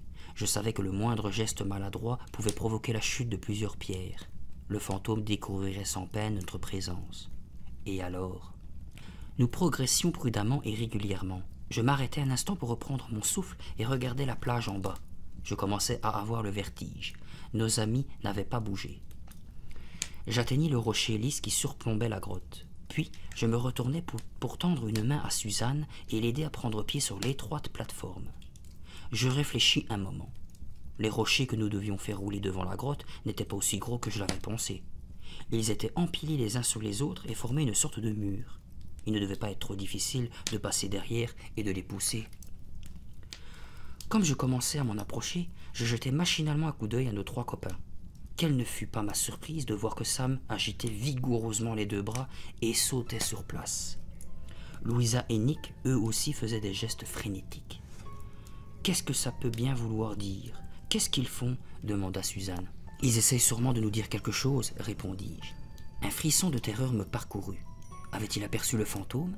Étions-nous en danger? J'inspirais profondément en essayant de vaincre ma peur. Je me penchai au-dessus du rebord pour voir l'entrée de la grotte. Il n'y avait personne. « Jerry, redresse-toi » cria Suzanne, « tu vas tomber !» Je me remis debout et je vis alors nos 3 amis qui détalaient vers la forêt. La panique me coupa le souffle. « Quelque chose ne va pas » dis-je en me retournant vers ma sœur. « Filons !» C'est à cet instant que je vis le fantôme. Il était juste derrière nous. Son corps entier, très pâle, semblait briller sous la lumière de la lune. Ses yeux enfoncés nous fixaient d'un regard terrible. D'une main osseuse, il me saisit à l'épaule. De l'autre, il attrapa Suzanne. « Venez avec moi » ordonna-t-il dans un bref murmure. Le murmure de la fatalité. Il nous traîna jusqu'à la caverne avec une force surprenante chez un vieillard d'apparence si frêle. Par instants, le sol semblait se dérober sous mes pieds. Impossible de crier, mon souffle restait coincé dans la gorge. Mon épaule frotta contre la paroi rocheuse. Cela me fit un mal de chien, mais la peur me rendait muet. Je tentais en vain de me libérer, le fantôme était trop fort pour moi. Suzanne sanglotait et s'agitait, elle aussi, dans tous les sens pour lui échapper. En vain. Il nous fit traverser les couloirs sombres et étroits où nous étions déjà passés une fois. Devant nous, la lumière devenait de plus en plus vive. Le fantôme nous lâcha qu'une fois dans la salle aux bougies. Il nous jeta un regard sévère, puis nous fit signe de son doigt crochu de nous diriger jusqu'à sa table. « Qu'est-ce que vous allez nous faire ?» parvint à balbutier Suzanne. Il ne répondit pas. Il écarta les longues mèches blanches de son visage, puis il nous ordonna de nous asseoir par terre. Je me laissai tomber sans aucune résistance. Mes jambes ne me portaient plus. Je jetai un coup d'œil à Suzanne. Sa lèvre inférieure tremblait. Elle tenait ses mains serrées sur ses genoux. Le fantôme se racla la gorge et, s'appuyant lourdement sur la table, dit d'une voix sourde « Vous n'auriez jamais dû faire ça. »« Nous ne voulons rien faire de mal, lançai-je. »« Il est dangereux de fréquenter les fantômes, » reprit-il, ignorant mon piteux mensonge. Je fis une tentative désespérée. « Nous allons partir, dis-je. Nous ne reviendrons plus jamais ici, c'est promis. »« Nous n'avions pas l'intention de vous déranger, monsieur le fantôme, » renchérit Suzanne. Soudain, les yeux enfoncés du fantôme s'agrandirent de surprise. « Me déranger? Moi ?» Un curieux sourire passa sur son visage blafard. « Nous ne dirons à personne que nous vous avons vu, » affirmai-je. Son sourire macabre s'élargit. « Moi ?» répéta-t-il. Il se pencha par-dessus la table. « Mais ce n'est pas moi, le fantôme. »« Le fantôme, ce n'est pas moi, » répéta-t-il. « Les fantômes, ce sont vos 3 amis. »« Quoi ?» criai-je incrédule. Le sourire du vieillard s'effaça. « Je vous dis la vérité, » affirma-t-il en se radoucissant. « Vous essayez de nous tromper, » répliqua Suzanne. « Ces 3 enfants ?»« Ce ne sont pas des enfants, » coupa le fantôme d'un ton sec. « Ils ont plus de 350 ans. » J'échangeai un regard avec Suzanne. Je ne savais plus que penser. « Permettez-moi de me présenter, » reprit le vieillard. Il s'assit sur le bord de sa table. Les ombres tremblantes des bougies jouaient sur son visage ridé. « Je suis Harrison Sadler, » annonça-t-il. « Encore un Sadler » m'exclamai-je. « Nous sommes aussi des Sadler, » s'écria Suzanne. « Je sais, dit-il. » Il se mit à tousser, d'une toux sèche et opiniâtre. « Je suis arrivé d'Angleterre il y a un bon moment, » ajouta-t-il. « En 1641 » murmurai-je. Un frisson me parcourut. Ma question parut l'amuser. « Non, cela ne fait quand même pas aussi longtemps, » répondit-il. « Je suis venu ici chercher la trace de mes ancêtres. Ce que j'ai découvert a bouleversé ma vie. Depuis, j'étudie les sciences occultes et je chasse les revenants. » Il soupira. « Ce n'est pas le travail qui manque dans le coin. » Je le regardai fixement, observant son visage. Pouvait-il réellement dire la vérité? Ou bien s'agissait-il d'une mauvaise plaisanterie? Ses yeux noirs ne trahissaient rien. « Pourquoi nous avez-vous traîné ici ?» demandai-je en me relevant. « Pour vous avertir, » déclara Harrison Sadler. « Pour vous mettre en garde contre les fantômes. Vous êtes en grand danger par ici. Je les ai étudiés, je sais le mal dont ils sont capables. » Suzanne gémit. Je n'aurais su dire si elle le croyait ou non. Pour moi, son histoire ne tenait pas debout. « Si vous êtes un scientifique qui étudie les sciences occultes, pourquoi restez-vous dans cette caverne ?» Il leva lentement une main et indiqua le plafond de la grotte. « Cette grotte est un sanctuaire, » murmura-t-il. « Un sanctuaire? C'était le terme que Louisa avait utilisé. Une fois dans ce lieu, expliqua-t-il, les fantômes ne peuvent s'échapper à travers les parois rocheuses. Ce qui signifie que vous êtes coincé ici, demanda ma sœur. Il cligna des yeux. Ce n'est pas moi qui suis coincé, rectifia-t-il sans s'emporter. Je compte piéger les fantômes en les attirant ici. C'est pour cela que j'ai entassé des rochers au-dessus de l'entrée. Ils pourront me servir. Une fois prisonniers dans la grotte, ils n'en sortiront plus jamais. Je me tournai vers ma sœur. Elle contemplait Harrison d'un air pensif. « Mais vous, pourquoi vivez-vous ici » demandai-je. « J'y suis en sécurité. Le sanctuaire me protège. Les fantômes ne peuvent me surprendre en passant à travers les murs. C'est pour cela qu'ils vous ont envoyé ici au lieu de venir eux-mêmes. »« Ils nous ont envoyés parce que vous les terrifiez, criai-je, oubliant ma propre peur, et parce que c'est vous qui êtes le fantôme. » Son expression changea. Son regard se fit plus dur. Il s'écarta de la table et s'approcha vivement de nous. Ses yeux enfoncés luisaient comme des braises. « Qu'est-ce que vous allez faire » criai-je. Harrison avança encore d'un pas, menaçant. « Vous ne me croyez pas, n'est-ce pas ?» Suzanne et moi étions trop terrifiés pour lui répondre. « Qu'est-ce que vous allez faire » répétai-je d'une toute petite voix. Il nous foudroya du regard un long moment, les flammes se reflétant toujours sur son visage émacié. « Ce que je vais faire ? Je vais vous laisser partir, » répondit-il enfin. Suzanne poussa un cri de surprise. Je me mis à reculer vers le tunnel. « Oui, je vais vous laisser partir, » répéta-t-il, « pour que vous puissiez étudier le coin nord du vieux cimetière. » Il agita sa main noueuse. « Allez-y tout de suite. Allez au cimetière. »« Vous nous laissez vraiment partir ?» balbutiai-je. « Quand vous aurez vu le coin nord, vous reviendrez ici, » répondit-il d'un ton mystérieux. « Oui, vous reviendrez. » Sûrement pas, pensai-je, le cœur battant. Pas question que je revienne dans les parages. « Filez !» cria le fantôme. Nous quittâmes la grotte à toute allure et descendîmes à travers les rochers. Je ne pouvais oublier le visage de Harrison, ses yeux luisants et méchants, ses mèches blanches, ses dents jaunes. Je songeais en frissonnant à la force dont il avait fait preuve pour nous entraîner chez lui, une force surnaturelle. Je pensais aussi à Sam, Louisa et Nick. Impossible qu'ils soient des fantômes, c'étaient nos copains. Ils avaient cherché à nous avertir quand le fantôme avait surgi derrière nous. Ils nous avaient dit que ce revenant les avait terrifiés toute leur vie. Je me souvenais aussi du visage de Nick quand il nous avait avoué sa peur des fantômes. Harrison Sadler est un menteur, pensai-je avec amertume. Un fantôme menteur de 350 ans. Un arrêt en bas sur la plage nous permit de reprendre notre souffle. Il est vraiment épouvantable, lança Suzanne. Je n'arrive pas à croire qu'il nous ait libérés, ajoutai-je.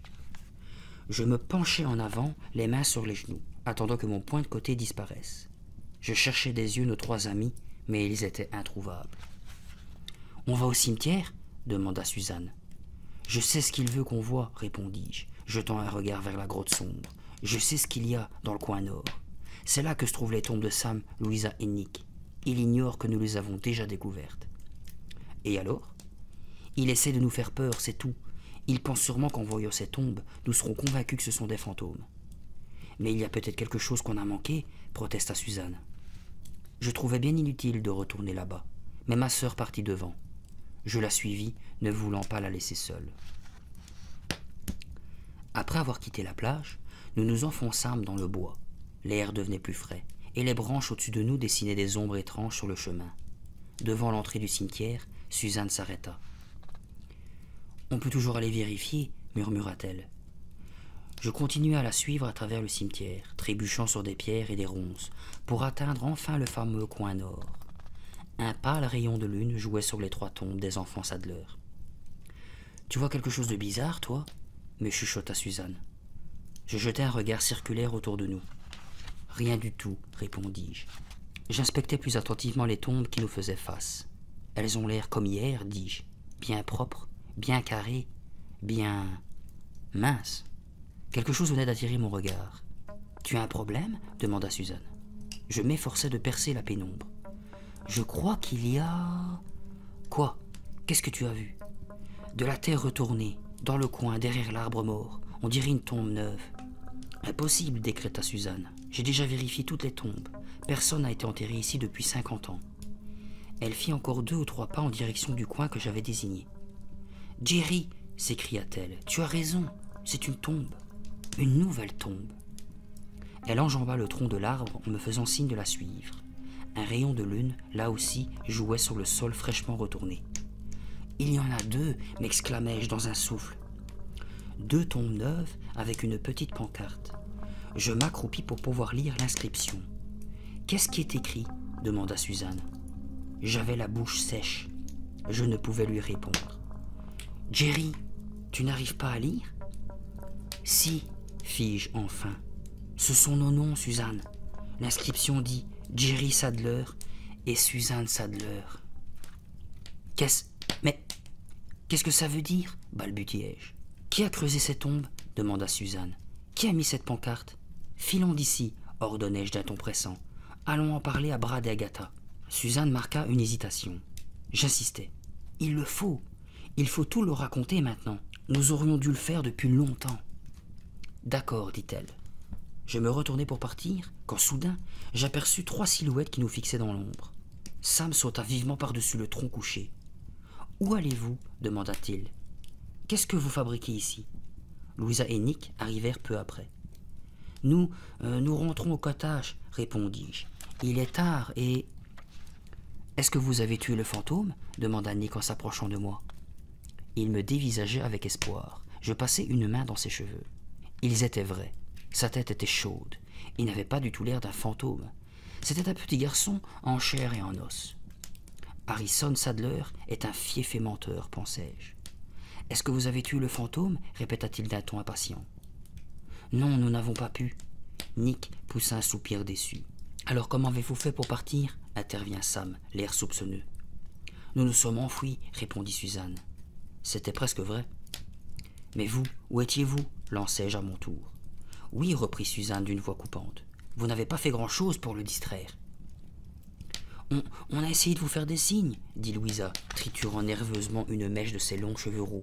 « Après, on a eu peur et on a couru se cacher dans les bois. »« On n'a pas vu tomber les rochers, » dit Sam, « et on a pensé que le fantôme vous avait attrapé. On craignait de ne plus vous revoir. » Nick eut un sanglot étouffé et prit la main de Louisa. « Il faut tuer le fantôme, » pleurnicha-t-il. « Il le faut. » Sam et Louisa tentèrent de réconforter leur petit frère. Mon regard tomba sur les 2 tombes neuves. Je frissonnais. Un vent frais faisait trembler et murmurer les feuilles des arbres. J'allais demander à Sam ce qu'il en pensait, mais il reprit la parole le premier. « Essayons encore, » dit-il en regardant ma sœur, avec insistance avant de se tourner vers moi, l'air suppliant. « Pas question, » m'exclamai-je. « Nous nous en sommes sortis une fois. Ce n'est pas pour y retourner, et... » « Mais au contraire, c'est le moment idéal, » appuya Louisa. « Il ne s'attend pas à ce que vous reveniez ce soir. Nous allons le prendre par surprise. »« S'il vous plaît, » supplia Nick d'une toute petite voix. J'étais interloqué. Je n'arrivais pas à croire qu'il nous demandait encore une chose pareille. Suzanne et moi avions risqué notre vie en grimpant là-haut. Nous aurions pu être tués par ce vieux fantôme menteur. Nous pourrions ressembler, en ce moment, à cet horrible squelette de chien. Et ils osaient nous supplier de recommencer. C'était une idée ridicule. Jamais je n'accepterais de le faire. Jamais, pensai-je.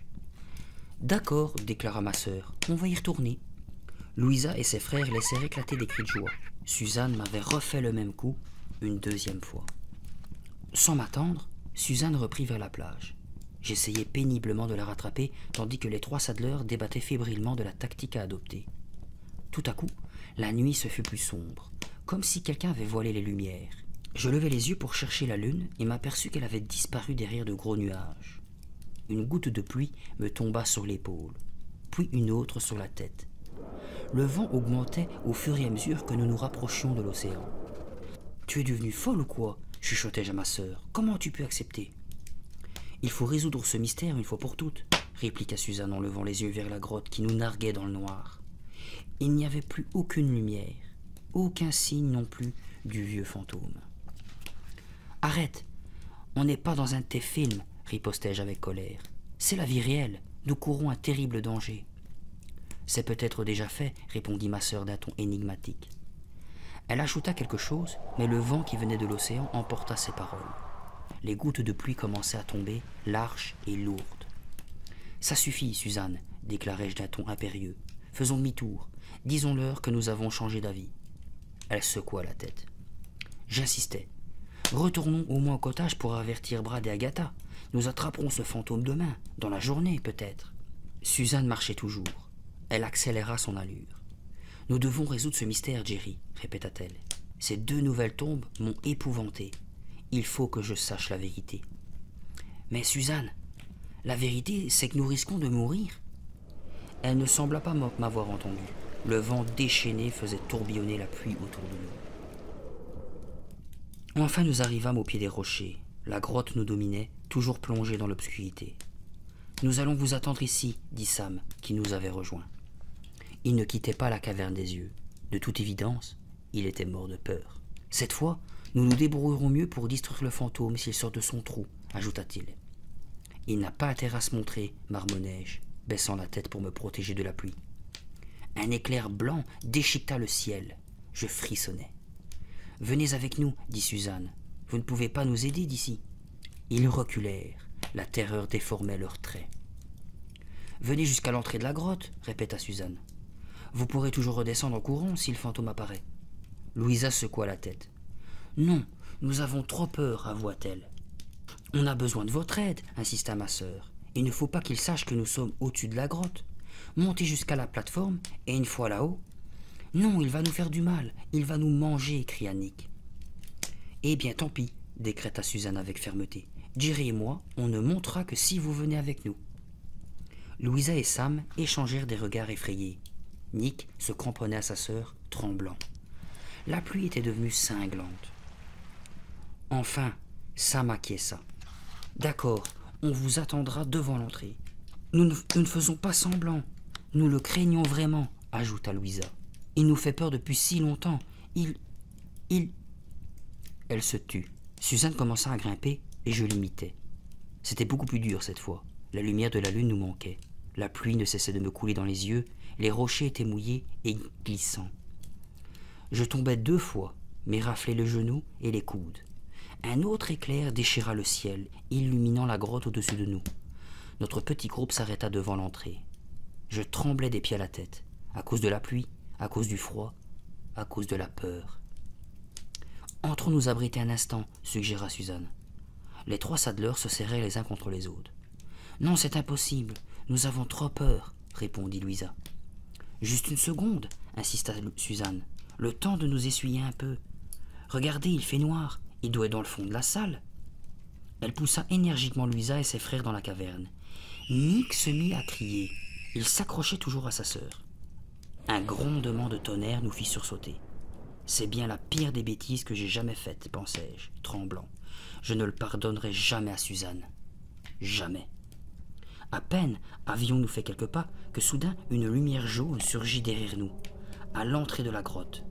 Dans le cercle qu'elle dessinait, on pouvait voir le vieux fantôme dont l'image semblait clignoter. Il portait une torche et un étrange sourire se dessinait sur son visage blafard. « eh bien, fit-il d'une voix juste assez haute pour qu'on l'entende malgré la pluie. « Nous voilà enfin tous réunis. »« Non !» Nick lâcha un gémissement terrifié et chercha à enfouir sa tête dans le t-shirt trempé de sa sœur. Sam et Louisa se figèrent comme des statues. La flamme vacillante de la torche révélait l'horreur qui s'était peinte sur leur visage. Harrison Sadler se tenait devant l'entrée, nous bloquant toute issue. Ses yeux noirs et perçants nous fixaient l'un après l'autre. Derrière lui, la pluie redoublait de violence. Le fantôme concentra son attention sur Suzanne et moi. « Vous m'avez donc amené les fantômes, dit-il. »« C'est vous qui êtes le fantôme, riposta vivement Sam. » Nick pleurait, les bras serrés autour de la taille de Louisa.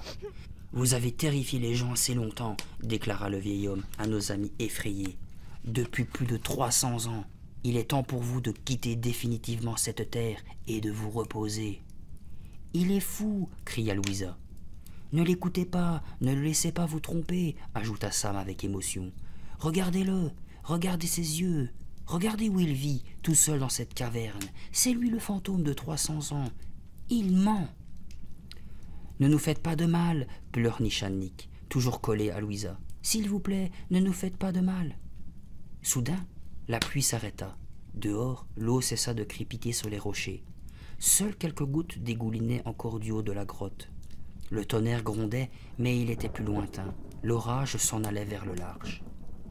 Je me retournai et observai sur le visage de ma sœur une expression étonnante. Elle souriait. Elle surprit mon regard posé sur elle. « La solution », me souffla-t-elle. C'est seulement là que je compris pourquoi elle avait accepté de revenir dans cette grotte terrifiante et de se retrouver à nouveau devant ce sinistre bonhomme. Suzanne voulait résoudre l'énigme. Elle avait besoin de savoir la vérité. Qui était le fantôme? Était-ce Harrison Sadler ou bien nos 3 amis? Ma sœur est folle, pensai-je en secouant la tête. Elle avait mis notre vie en péril pour le plaisir de résoudre un mystère. « Laissez-nous partir, » dit Sam au vieillard, interrompant le cours de mes pensées. « Laissez-nous partir, et nous ne dirons à personne que nous vous avons vu. » La flamme de la torche diminua soudain, soufflée par une bourrasque de vent qui s'était introduite dans la caverne. Les yeux de Harrison semblèrent devenir plus noirs. « Oh non, j'ai trop attendu pour vous avoir ici, » répondit-il d'un ton déterminé. Louisa tenda la main vers Suzanne. « Aidez-nous, » cria-t-elle. « Vous nous croyez, n'est-ce pas ?»« Vous savez bien que nous sommes vivants, que nous ne sommes pas des fantômes, » insista Sam, qui me regardait implorant. « Aidez-nous à le fuir, il est diabolique, Jerry.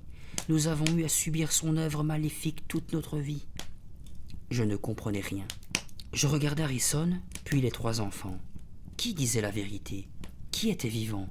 Qui était mort depuis plus de 300 ans? Le visage de Harrison planait, lugubre, dans la lumière de la torche, malmené par le vent. De sa main libre, il écarta les longues mèches de son front. Puis, il pinça ses lèvres sèches et en émit un long sifflement très aigu. Mon cœur manqua un battement. J'étouffai un cri. Que faisait-il? Pourquoi sifflait-il ainsi? Il s'arrêta, puis recommença. J'entendis un bruit de pas, un bruit de course résonnant sur le sol de la grotte. Et soudain une silhouette basse et sombre surgit de l'obscurité et se dirigea vers nous en grognant. Un monstre, pensai-je, un monstre fantôme? Tandis qu'elle s'approchait, la bête faisait entendre un grondement sourd et menaçant. Elle gardait la tête basse, et lorsqu'elle bondit dans le cercle illuminé par la torche, ses yeux rouges parurent prendre feu. Au même instant, je vis qu'il s'agissait d'un chien, un berger allemand long et efflanqué. Un « oh » étonné s'échappa de mes lèvres. Le chien s'arrêta devant nous, puis se tourna vers Harrison et découvrit ses crocs en grognant de plus belle. À présent, il semblait féroce. Je me souvins alors de ce que l'on m'avait dit. Les chiens reconnaissent les fantômes. Les chiens reconnaissent les fantômes? Le berger allemand se tourna vers Louisa et ses frères, et ses yeux rouges s'enflammèrent de nouveau. Puis il recula, t'assit sur ses pattes arrière, et se mit à hurler et à aboyer. « Vous voyez » s'écria Harrison Sadler d'un ton triomphant, tandis qu'il désignait du doigt les 3 enfants. « Les fantômes? Ce sont eux » À ce moment, le grand chien bondit sur Sam. Dans un cri de terreur, le garçon leva les bras pour se protéger et partit en courant vers le fond de la grotte, suivi de Louisa et Nick. Le chien continua d'aboyer rageusement, montrant ses crocs. « Vous êtes vraiment des fantômes » m'écriai-je. Louisa lâcha un soupir douloureux et se mit à pleurer. « Nous n'avons jamais eu l'occasion de vivre » gémit-elle. « Ce premier hiver a été tellement abominable. » Des larmes roulaient sur ses joues. Nick pleurait aussi. Le chien continuait à manifester sa fureur. Les 3 enfants reculèrent encore dans l'obscurité. « Nous sommes arrivés ici en bateau avec nos parents » expliqua Sam d'une voix tremblante. « C'était pour commencer une nouvelle vie. Mais nous sommes tous morts de froid. Ce n'était pas juste. Ce n'était vraiment pas juste. » La pluie recommença à tomber. Le vent poussait des gerbes d'eau dans l'entrée de la grotte. La flamme de la torche vacilla et faillit s'éteindre. « Nous n'avons jamais pu vivre » répéta Louisa. Le tonnerre grondait et résonnait dans toute la caverne. Le chien manifestait sa hargne de plus belle. Soudain, je vis les 3 enfants se transformer. Ce furent d'abord leurs cheveux qui tombèrent par poignées, jonchant le sol de la grotte. Puis leur peau se détacha par lambeaux, et bientôt ce furent 3 crânes de squelettes au sourire hideux qui nous fixaient de leur orbite vide. « Venez avec nous, cousin » murmura le crâne de Louisa. Elle tendit vers nous ses doigts osseux. « Oui, venez nous rejoindre » renchérit Sam d'une voix sifflante, tandis que ses mâchoires s'ouvraient et se refermaient. « Nous vous avons creusé de si jolies tombes. Vous serez des nôtres. »« Jouez avec moi » insista Nick. « Restez et jouez avec moi. Je ne veux pas que vous partiez. Jamais. » Les 3 fantômes avancèrent vers nous. menaçants, leurs mains de squelette tendues dans notre direction. Je vis encore que Harrison, terrifié, reculait lui aussi. Puis, la torche s'éteignit. L'obscurité totale m'arracha un nouveau cri. Autour de moi, je sentais des corps qui bougeaient. J'entendais des pieds qui traînaient sur le sol humide de la grotte. Et j'entendais aussi les murmures plaintifs des 3 fantômes. Soyez des nôtres, venez. Ils se rapprochaient de plus en plus. Tout à coup, une main glacée agrippa la mienne. Je poussai un hurlement. Une voix me chuchota. « Jerry, courons !» Je compris que c'était Suzanne. Avant que j'aie pu reprendre mes esprits, ma sœur me tirait déjà hors de la grotte obscure. Nous nous retrouvâmes sous la pluie battante, des éclairs zébraient le ciel. « Cours, cours !» répéta ma sœur, le regard affolé, sa main tenant toujours la mienne. « Cours, cours !» C'était comme une espèce de chant désespéré. « Cours, cours !» Mais tandis que nous nous démenions dans le noir pour descendre à travers les rochers, le grondement du tonnerre couvrit la voix de Suzanne. Le sol trembla, mes jambes fléchirent, et soudain, je me rendis compte que ce n'était pas le tonnerre qui avait grondé. À demi aveuglé par la pluie, je me retournai et vis les rochers qui s'écroulaient depuis le sommet de la grotte.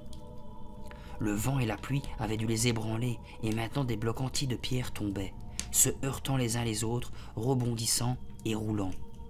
Roc après roc, ils s'entassaient devant la grotte jusqu'à ce que l'entrée soit définitivement bouchée. Personne ne pouvait plus sortir, ni les enfants fantômes, ni le vieillard. Harrison Sadler avait donné sa vie pour capturer les petits revenants. Un éclair illumina la grotte, qui parut toute blanche. Suzanne ne bougeait pas. Cette fois, ce fut moi qui l'entraînais.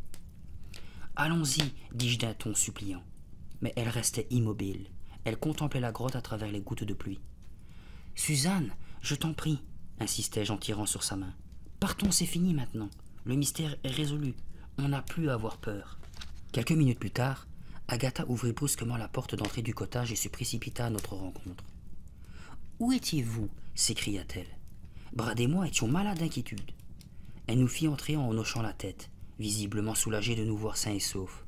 Puis elle nous ordonna d'aller nous sécher et nous changer. Le temps de rejoindre nos vieux cousins dans la cuisine pour y boire un bouillon brûlant, la pluie s'était arrêtée. Mais je pouvais voir par la fenêtre que le vent soufflait toujours. Il secouait les arbres en faisant tomber l'eau restée sur les feuilles. « À présent, dites-nous ce qui vous est arrivé, » dit Brad. « Agatha et moi étions si angoissés de vous savoir dehors dans cette tempête. »« C'est une longue histoire, » déclarai-je en réchauffant mes mains sur ma tasse. « Je ne sais pas par où commencer. »« Par le commencement, » dit Brad tranquillement. « En général, c'est le plus simple. » Aidé de Suzanne, je fis de mon mieux pour tout leur raconter, depuis les 3 enfants fantômes jusqu'au vieillard, en passant par la terrifiante grotte. Tandis que nous parlions, je me rendis compte que leur expression changeait peu à peu. Au début, je vis combien ils étaient soucieux, puis ils devinrent mécontents d'apprendre que nous avions négligé leur avertissement et que nous étions entrés dans la grotte.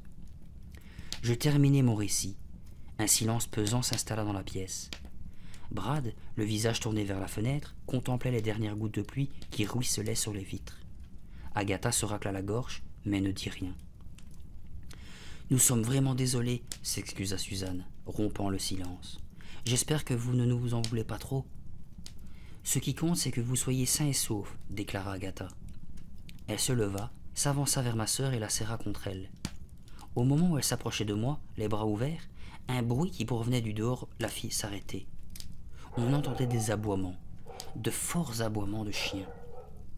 Suzanne se rua sur la porte du jardin et l'ouvrit. « Jerry, regarde !» s'exclama-t-elle. « C'est le chien de Harrison Sadler.